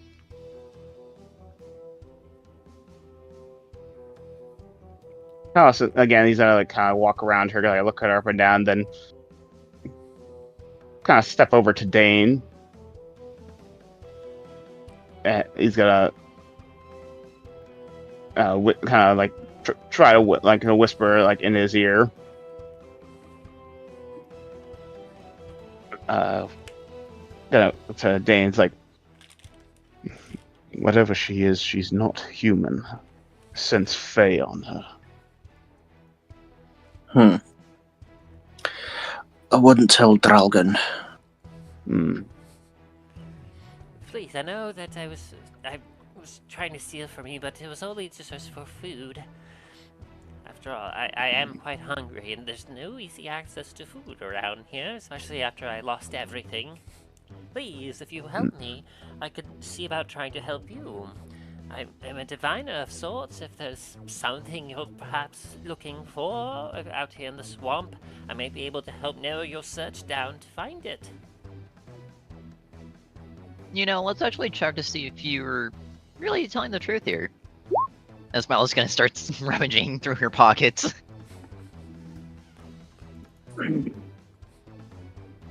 Drallgon's just sitting there, pointing his gun at her. I'm gonna step right in front of her again, kind of look her right in the eye. I'm like, how about you drop the glamour? I smell the Fey on you. I say it low enough just so she can hear. Just so she can hear it. Are you intimidating? Yes. Intimidation. Let me try that 1 sec. Where...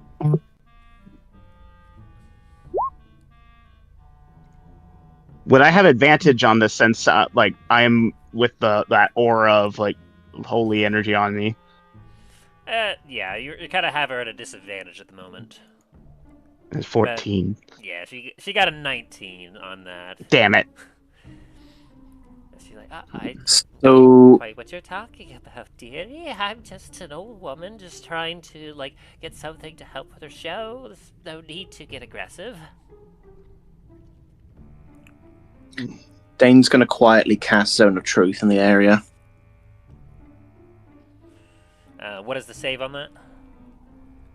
Charisma of 16. Alrighty, so everyone roll charisma saving throw. Charisma. Why is this? God damn it. Drallgon makes the save. 1 sec, my thing just froze up on me.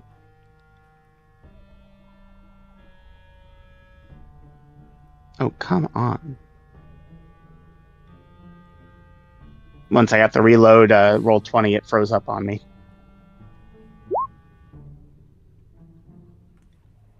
You made your own save. The If one it in front meets, of it you, beats. you can tell that you obviously, like, succeeded, Drallgon succeeded, and Tau succeeded. But you can sense that Milo did not succeed, neither did the woman.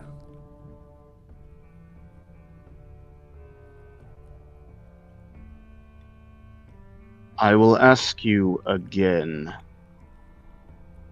Drop the act.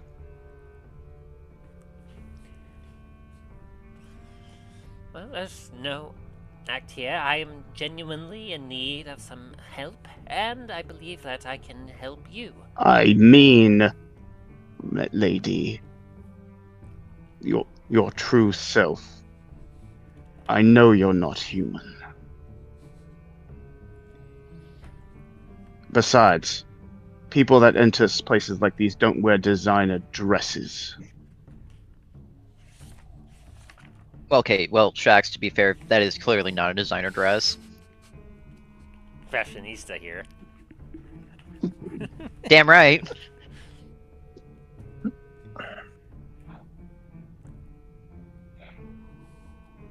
Correction, this is not from that clothing line. This is from that clothing line.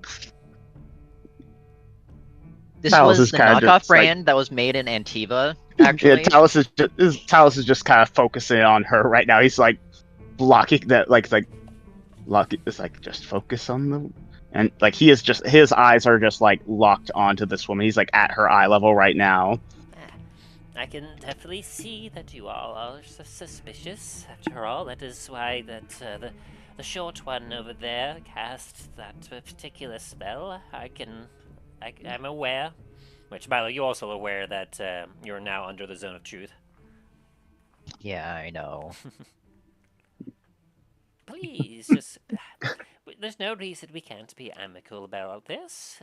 Untie me, and we can talk business. I perhaps have information that you could use or need, and you have the skills and abilities Then to help me. reveal yourself. Then reveal yourself. I am here before you. Like a growl kind of escape, a low, very like a low, dangerous growl. I've already dealt with one being in this swamp who was not who they truly were. I'm more than willing to deal with another. Now, I know you're not human. Show me who you are. Then we talk. You mean intimidation with advantage?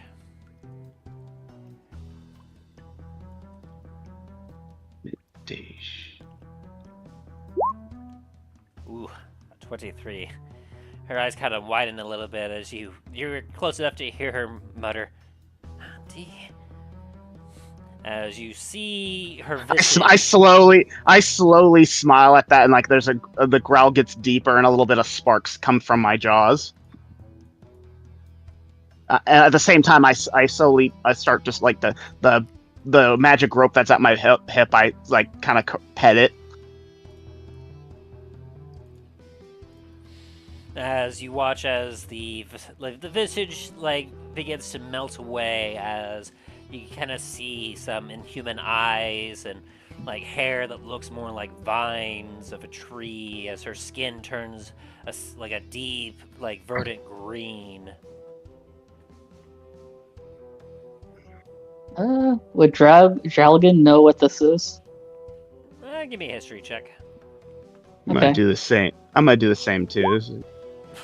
Oh, yeah, 20. Yeah, you recognize that this creature is the same as the one that you fought and killed previously. This is a hag. A little bit differently than Auntie, though. This one seems to be a lot greener and a little bit more natural. Like, there's a little more naturalness to her than what Auntie had. Another one.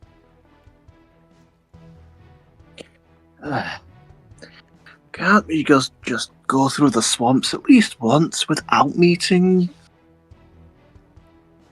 another one? Well, if you all were ones that got to deal with Auntie, he was incredibly powerful of our kind. But you know the kind of magic that she was capable of, no? Imagine then what I could do for you if you were to help me. I just need a retrieval of this artifact, and whatever you need, I can try to assist you. She gives you a genuine smile. Would Drallgon know that she's Fae? Uh, Now I'm pretty sure that now that she's dropped her disguise. you know that she's a hag. Like, you recognize her from your previous encounter.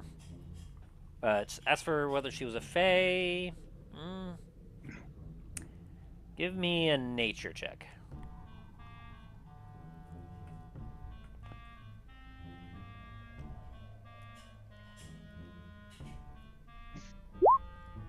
A 5.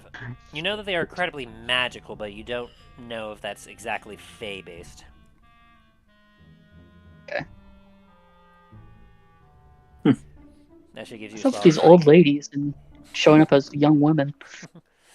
She No. gives you all a smile. It's like, please, give me a chance.